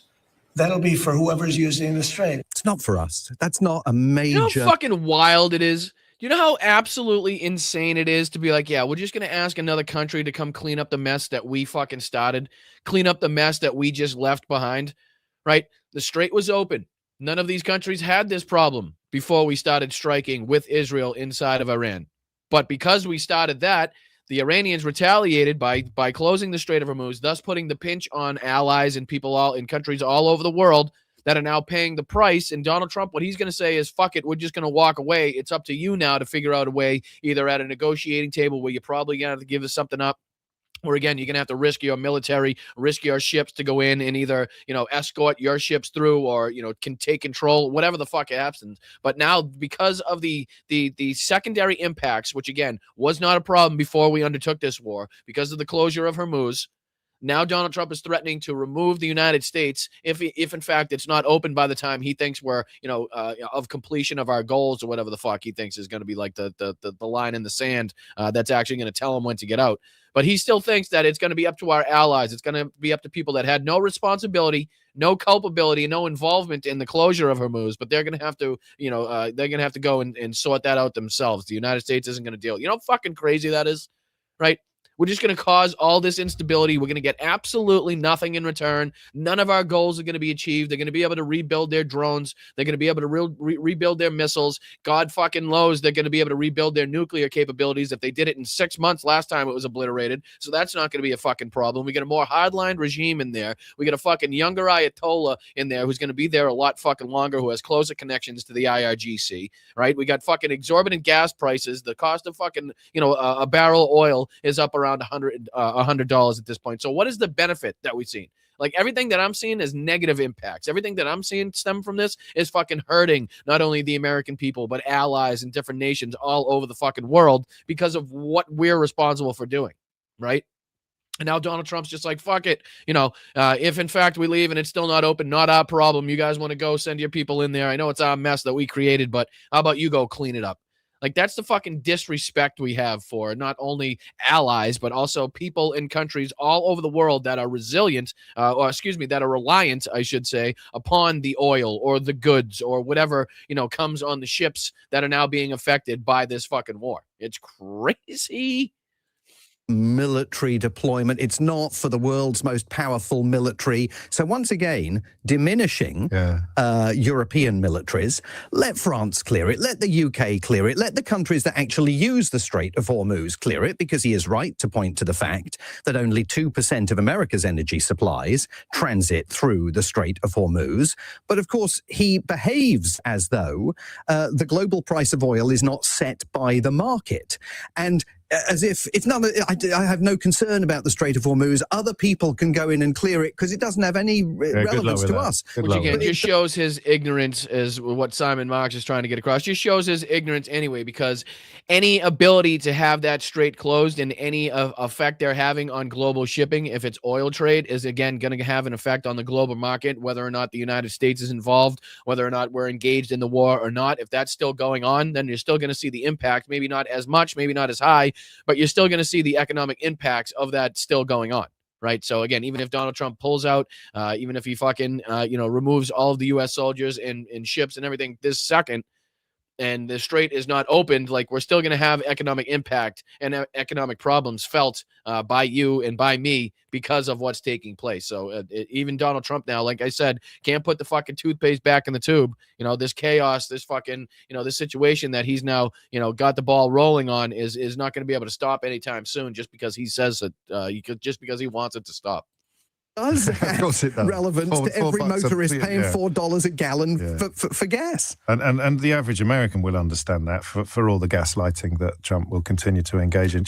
Even if they don't, they'll soon figure it out, because they'll have to carry on paying the higher prices. We took a call last week. I don't know if I gave it enough credit at the time, from somebody who was pointing out Trump's entire life has been typified by expecting other people to clear up his mess. But whether, Roy Cohn would it have been at one point, and other people, his father would have bailed him out as well. Well, the Roy Cohn aspect, again, to the fact that, even the media in this country isn't pointing out, the obvious. Remember how Donald Trump at every fucking court case, regardless if he won or lost, was coming out and claiming that he won.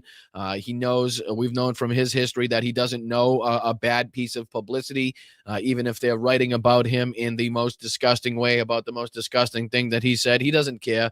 Any publicity is good publicity. And again, any publicity, even if it's bad publicity, is better than no publicity. And again, he's managed to kind of steamroll his way through, lost verdicts, lost court cases, different things that he's been involved in the news. But just because he continues to steamroll, and again, he learned this through the teachings of Roy Cohn, he's doing that same thing here, and he's managed to do that to great effect, unfortunately, inside of United States politics since he got involved, which was just, steamroll ahead. Doesn't matter what they have on you, what dirt, what evidence, just continue to call them out as liars, continue to say that you're winning, continue to say this, that, or the other thing, and eventually it'll all go away. It'll subside. The short memory span of people will have an effect on that. You won't be able to you won't have to answer for that.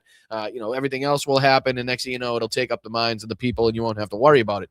It seems to have a great impact, great effect as far as that's concerned. And it's a great point bringing that up because it gives you some insight as to why Donald Trump now doesn't seem to be able to recognize the obvious as far as the position and the situation that we're in, and just continues to steamroll ahead with this. We've obliterated them. We're winning. They were done and dusted. The second bomb that we dropped. This has all been over. No threats to us. No danger posed to us whatsoever.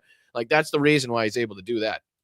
And various, they went to Russian banks to get money after all the American banks did this. I think we can rely upon his own son for telling us this, probably indiscreetly, after American banks refused to lend to them, the Russian banks would do so. So he's always not only expected other people to clean up after him, but he would simultaneously deny that he has made the mess that other people are required to clean up. And it struck me this morning, remembering that call. That again, straight of Hormuz, baby. Straight of Hormuz. I mean, perfect comparison right there. Having other people, France, the UK, go in and clean up the mess that the United States is responsible for. Because of the fucking stupidity of the actions that we're undertaking, now of these global partners, these global allies are now paying the price. And again, we're not even going to sit there. We called for their help in something that we undertook. They said no, we got pissed off at them. And now something that we're responsible for, we're going to leave them hanging high and dry. So this is like the double fucking whammy. This is, again, another sign that Donald Trump, and I'm sure he mentioned it a few times tonight, whether it was about NATO, the removal of the United States from NATO, how unhappy he was with NATO. I have no doubt that he mentioned it several times, if not at least once or twice during the speech tonight. That we didn't have a chance to see, luckily. But again, maybe tonight or tomorrow before the show, we'll see if there's any clips or any short pieces that we could pull up to kind of, dive into any of the bullshit, any of the nonsense, or any of the important pieces that may give us some insight as to what we may be looking at coming up in the future. So let me see here if we can dive into. I know I'm going to get you guys out of here a little early tonight. I just want to throw this on the screen and see if there's anything that we missed as far as news or strikes or anything like that. So I'm going to do a refresh.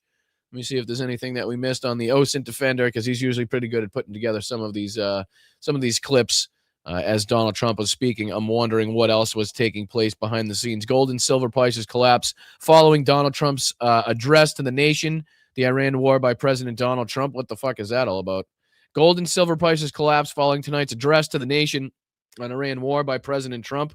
Anybody have any speculation in the chat? Any gold and silver experts or market experts that can tell me why that is taking such a dramatic fall since Trump's address?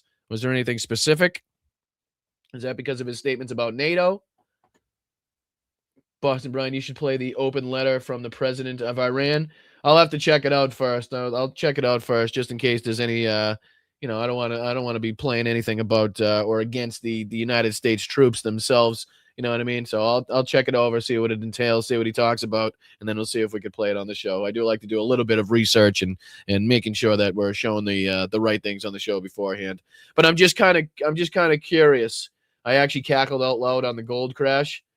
It's the only thing that lives in it. I'm just kind of curious. No, I'm no expert, but perhaps, let's see. Jeff says, I'm no expert, but perhaps it indicates a removal of some level of fear. So again, just market manipulation, you're thinking, Jeff, in that regard? Let me see here. What's the market doing right now? Looks like the market is up, but not all that much. Looks like the Dow is at 0.48%. At 46,000, the S&P is up 0.72% at 6,500, and NASDAQ is up 1.16% at 21,000.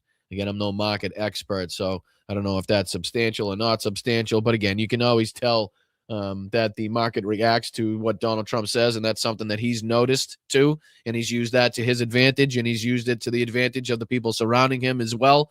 It's no coinky dink that he comes out every fucking Monday morning with this like praise, with this like glowing tweet, this glowing truth to make everybody seem like, everything's A-okay and everything's going to be fucking fine and we're going to be out of this mess soon, and the markets react favorably, and then inevitably the strikes happen and we see more gas fields or, U.S. bases attacked, and then the markets react again and then the price goes up.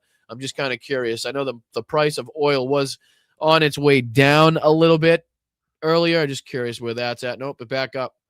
Nope, it's back. Sorry, I know that muted me. Let me see if I can pull this over here. Let me see if I can pull it. Yeah, you guys see that? So it was down substantially less than that. It was about, I think it was less than 100 as far as Brent was concerned the last time I looked at that. So we're back up to 105.7. WTI back up to 103, almost 104 now as far as the price of a barrel of oil. So again, you can see the fluctuation. You can see the instability in the market. And every time Donald Trump says something, the market will react. There's always secondary reactions as well, as far as that's concerned.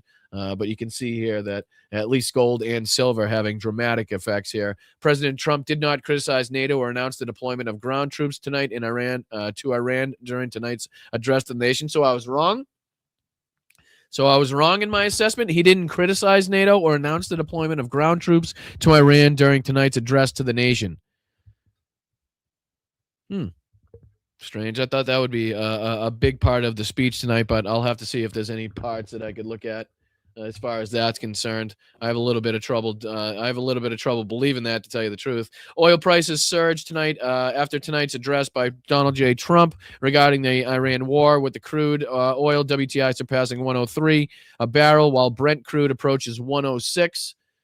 So again, that kind of reflects in what we were just looking at there. 105.7, 104 now WTI. So that's pretty similar to what he was seeing. This is the podium beforehand. We don't have to look at any of the speech. We'll skip by that. See if there was any attacks going on. Air defenses are actively engaged with defending against Iranian ballistic missile and drone attack against the UAE. That was an hour ago. So that was probably while Trump was speaking, right? One would imagine. So as Trump's talking about, fucking Christ, that's the situation we're in right now. As the president of the United States is on national television, right, bragging about the victory, bragging about how he's completely annihilated and eradicated the Iranians' missile and drone and military capabilities. He's taken out the fucking Air Force. He's taken out the Navy. He's taken out the leadership. They have no ability to shoot down any planes. If you'll have any listen, if you listen to Trump and anything that he said before. But again, as Donald Trump speaking and saying all this bullshit, there was drone attacks and missile attacks going on behind the scenes. Interceptions reported over Dubai in the United Arab Emirates. Again, that was literally as Donald Trump was talking. This one here from the UAE as well, talking about that there was Iranian drone and missile attack as he was talking. Unfucking believable. Again, I wonder how he's going to, how do they square that as far as, again, talking about the, talking about the victory, the overwhelming victory that we've achieved, and they're sending up drones and missiles as Donald Trump's talking. Fucking unreal. Just to show you the disconnect between what Donald Trump says is going on and what's actually going on.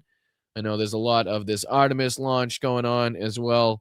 Not really up my alley, if I'm being totally honest. But here's 8 hours ago, the UAE said it in the air defenses are dealing with a new wave of missile and drone strikes from Iran. So again, you can just see how this is completely ongoing and doesn't seem to be, under control by any stretch of the imagination, as far as Donald Trump would have you believe.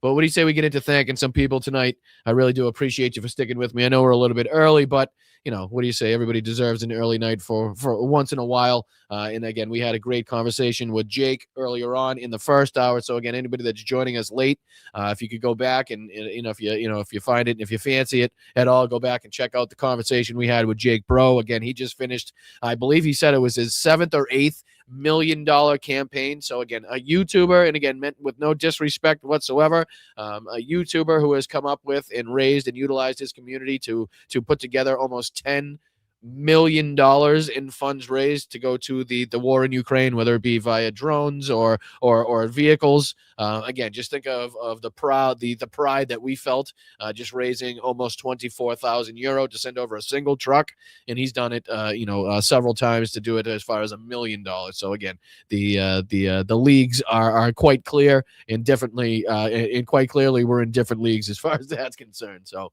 very much appreciate it. Hold on. I see somebody just sent me a text. Let's see here. Let's see. Roxanne mentioned the Iran press message too, said it was epic. All right. I see what you're saying. All right. We'll see if hold on. hold on. Iran press message. See if that pulls it up. Iran's president leaves door open to diplomacy in open letter to the U.S. Is that what you guys are talking about? Or is that what you're talking about? Let me see if I can pull it up.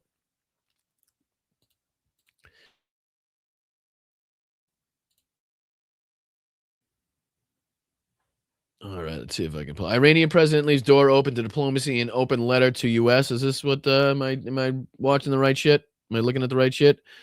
Released a letter addressed to the people of the President of America, the people of the United States of America on Wednesday, hours before President Trump was scheduled to address the nation. Today's the world stands at a crossroads. Wrote in a letter. Is this the letter right here? Let me see. To the people of the United States. Oh, I'm not fucking. There's zero chance I'm reading this right now. Zero chance. I'll go through this after the show, maybe or tomorrow morning, and see what it says, and see if we can put it into the show tomorrow. But I'm not reading 4 pages of the Iranian president's notes right now. Plus, I'm muted the whole time anyway. No, it's a speech. No, I got it right here. I got it pulled up right here. The at least the transcript of the speech. Unless I'm crazy. Unless somebody. Let me see. No, this says April 1st, got almost 10 million views, so that's got to be it.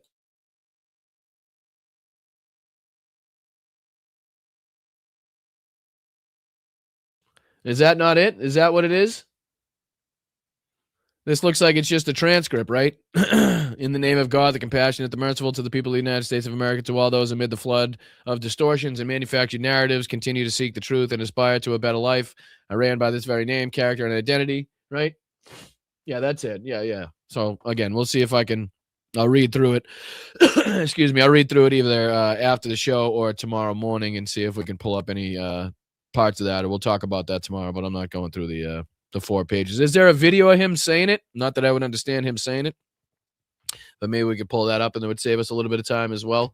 But let's get into thanking some people. I'll get you guys out of here tonight. Also, a little programming note for people in the chat. It looks like Allie B in the chat wrote in Patreon that she wants to donate a Patreon membership to Masha. Masha just needs to email her. So, again, the community stepping up for one another. You guys are fantastic. Masha, if you're in there, see if you can find on Patreon where that message was. Maybe you can respond to that. You can get yourself involved in the old Patreon community. We very much appreciate it. I see you in there, Allie. I see you in there. Thank you so much for everything that you do. Very much appreciated. All right, let's see if we can get into thanking some people on the old Venmos. We'll get you guys out of here. Probably not even early, considering how long-winded I am. Oh, thank you so much, Peter. Holy shit. Truth and Honor, Blunt Politics. Thank you so much for that substantial contribution over there on Venmo, Peter. I really do appreciate that. Awesome contribution. Thank you, Yakov, as well, very much for your contribution as well, brother. Thank you for everything that you do in the chat, everything you do in sharing the show. Thank you to Dame Dog. Thank you to V. Sawyer, Roger. Again, thank you to Tom.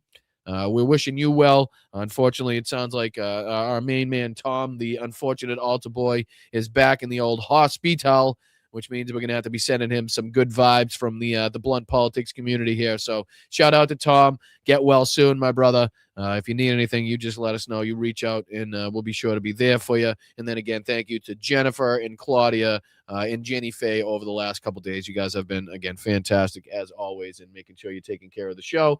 Let's see if we can start it off here with Wes. What's going on, Wes? Some things never change. Nobody wins, not even when the war is over. Some just lose less. That's just the way it is. Ain't that the truth, Wes? Ain't that the goddamn truth? We appreciate you, my brother. Thank you so much for your kind contributions. Thank you so much for the Ray Bork.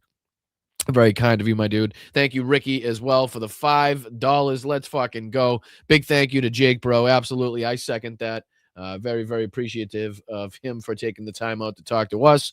The Orange Menace didn't say shite as usual. Just kind of the normal rhetoric, I'm assuming. The normal bullshit. Again, I'm surprised he didn't add more of the NATO thumping in there. So again, I'm kind of curious to see kind of how it was addressed. If he didn't address it at all, I'd be surprised.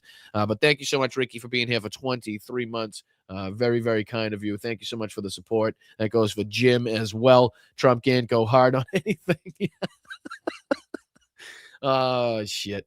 I've never seen a hard mushroom. I can tell you that much. I can tell you that much, Jim. But thank you so much for the 5, brother. There's a pause somewhere in there. You're gonna have to say pause next time you put that in any of the chats. That's just the law of the land now. But thank you so much again, Ricky. Almost 2 whole years with you. Awesome and amazing Lobster Crew. Special shout out to the mods and Brian. Right back at you, Ricky. Salute to you. Thank you so goddamn much for being here for almost 2 years. That's amazing. It's amazing to see how long we've actually been doing this when it boils down to it. But thank you so much, Ricky. Thank you so much, Greg, as well. I love the little female voice translating, right? Isn't that ridiculous? Which one was that? I forget which one that was now. Which one was were we watching when you were talking about that? Was that the Deja Vu video? Oh no, it was the Bibi Netanyahu, maybe. Maybe it was the Netanyahu one, I think. But thank you anyway, brother. I appreciate you. Thank you so much for the contribution. Thank you so much to Jim again. American media is worthless, he says. I second that. I concur, which is, again, exactly why we started this platform, exactly why we started this show, to step in and to call out the bullshit, to call out the rhetoric, to call out the both sides bullshit that they've been fucking spreading for quite some time now, which has been, a huge reason why we're in this position. So that's one of the main reasons we started this. So thank you guys for your support. Thank you to Carl. Thanks, Almighty Head Lobster, Boston Brian, for not letting YouTube insert annoying YouTube during annoying. I'm assuming you're talking about ads during your live streams. It is much appreciated. I'm assuming you mean ads somewhere, for not letting YouTube insert any annoying YouTube. I don't know what that means, but I'm assuming ads, Kyle. But I appreciate you, brother. Thank you so much for the $10 contribution. Shout out to the pup for me. Shout out to Piper. Make sure we're getting a treat in there somewhere, and we do appreciate you. Thank you so much for the $20. Corey, shout out to you, my friend. Very much appreciated, as always. Always good to see you here in the chat. Thank you so much for your generosity, your kindness. Hope you're having a fantastic night as well. Thank you so much to Greg again. Good interview with Jake. Thanks for that. Absolutely. You're very welcome, Greg. My pleasure. I very much appreciate you guys coming here and joining us and taking a look at it. Thank you so much to Marsha. I do see you in there in that super sticker. Make sure you're reaching out on Patreon, Marsha, okay? Appreciate you. Hope you're well. Thank you, SFL. Again, free hugs because we are fam. Absolutely. Hugs right back at you, SFL. Hope you're good. Hope you're good. Thank you so much for being here. Thank you so much for joining us. Thank you so much to Victor for the 5 as well. Putin is so proud of Krasnov, right? At this point in time, he's doing absolutely everything he can to help the son of a bitch. So he's got no reason not to be proud of him. But Victor, shout out to you, my brother. Thank you so much. And JD, rounding it out today. Thank you so much for the profanity bonus. Thank you so much for the $6. Thank you so much to everybody that contributed to the show. I will see you tomorrow for the Friday. No, tomorrow's Thursday. So I can't see you for the Friday show if we're going to be doing it on a Thursday. That's kind of not how that works. We're going to have to rewrite that and kind of, make sure we get the title correct tomorrow. So I'll see you for the Thursday show. Same time, same place. Not as today, but as yesterday. So 2 o'clock tomorrow on the East Coast. That is 11 a.m. on the West Coast. Make sure you just hit the notification bell. Hopefully that alerts you when I go live. Keep your head on a swivel out there. Make sure you're staying loud, stay proud, stay aggressive. Thank you so much to the mods. Thank you so much to the chat. Make sure you guys are checking out the Blunt Politics shop over there at bostonbrian.com. You can also check out my schedule. And then don't forget about the Zooms as well. The Zoom dates for the April for this month are already out, and this is how they're going to be set up. So April 6th on a Monday, all members are welcome. Anybody signed up at any level is going to be welcome. And then the 13th, we'll do a VIP. The 20th, we're going to be doing it for the top 2 levels, and then the VIP again. So you guys, if you sign up for the VIP, get a chance to be involved in 4 Zooms on the month, as well as some other perks on there and discounts for the merch. So appreciate you guys, as always, for checking that out, for representing. Obviously, we're trying to kick back as well. So a portion of all proceeds going from the Ukrainian merch is going to be donated to United 24. But yeah, so the shop is open. The Blunt Politics shop is now open. So make sure you head over there and grab your merch, as we do everything in-house for us, with us, and by us here at Blunt Politics. No outside ads, no outside resources, no fucking backers, no sponsors, no nothing like that. So just with your help, your generosity, and people, kindly contributing to the show, whether it be through super chats or, again, Venmo. It's your baby here now. It's you guys are creating the show at this point. You guys are responsible for it. So all right, I'll see you tomorrow. Thank you so much to the mods. I very much appreciate everybody taking the time out. Make sure you hit that like button on the way out. That would be very helpful as well. Tells the old algorithm that you are in a rhythm and do like what you're watching. So again, thanks to the mods. Thank you to the best chat on earth. I'm Boston Brian, and I'll see you tomorrow for the old Thursday show. hit that like button on the way out. Thank you to Facebook. Thank you to YouTube, Twitch, Instagram, and thank you to everybody on Substack watching this later as well. Drop a like, drop a comment, drop an emoji in the chat. Again, even after the video post, go check out my shorts that I posted on YouTube, all of the platforms, Threads, TikTok, all of them, every Instagram, all of the platforms. Go check out my shorts, give them a like, share them out. I appreciate you guys, and I will see you tomorrow. All right, I'm out of here. Peace.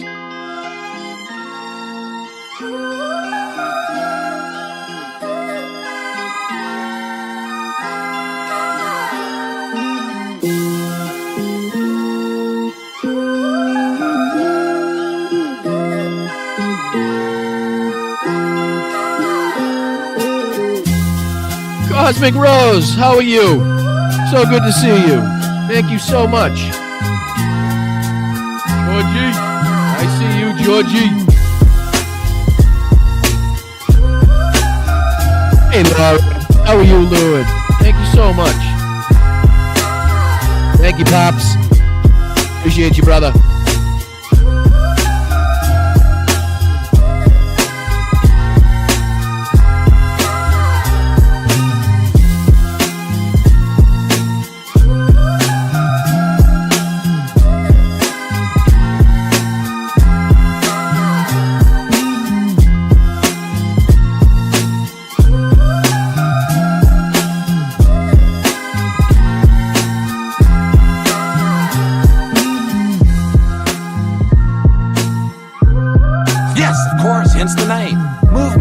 Certain distance, then it stops, you see. A revolution gets its name by always coming back around in your face. You tried to kill me, you son of a bitch. So welcome to the revolution.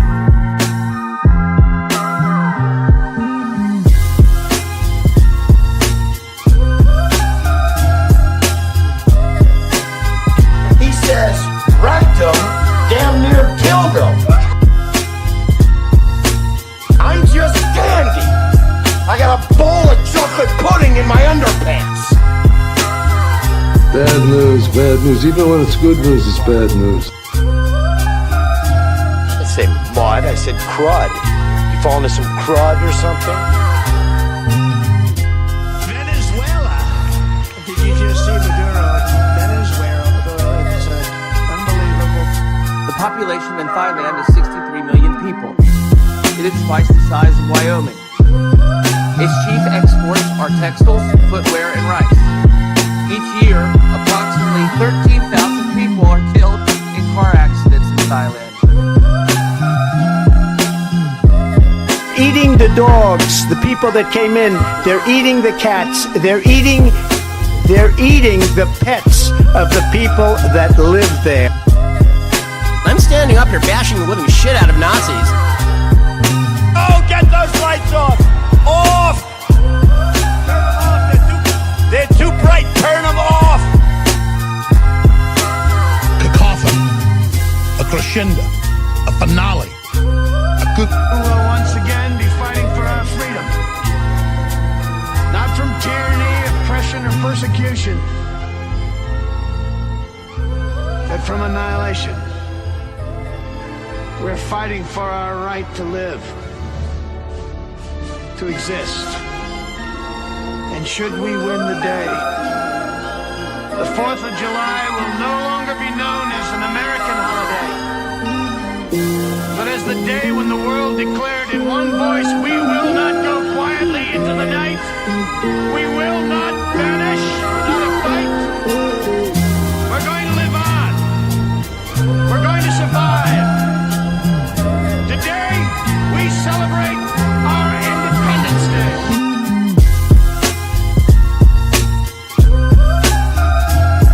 I mean, they've been conserved since the time of lobsters, right? There weren't trees around when lobsters first manifested themselves on the planet. I ain't falling for no banana in my tailpipe. You'll have a group of Venezuelan killers, street gangs, occupying the town with MK-47s. I know that gun very well.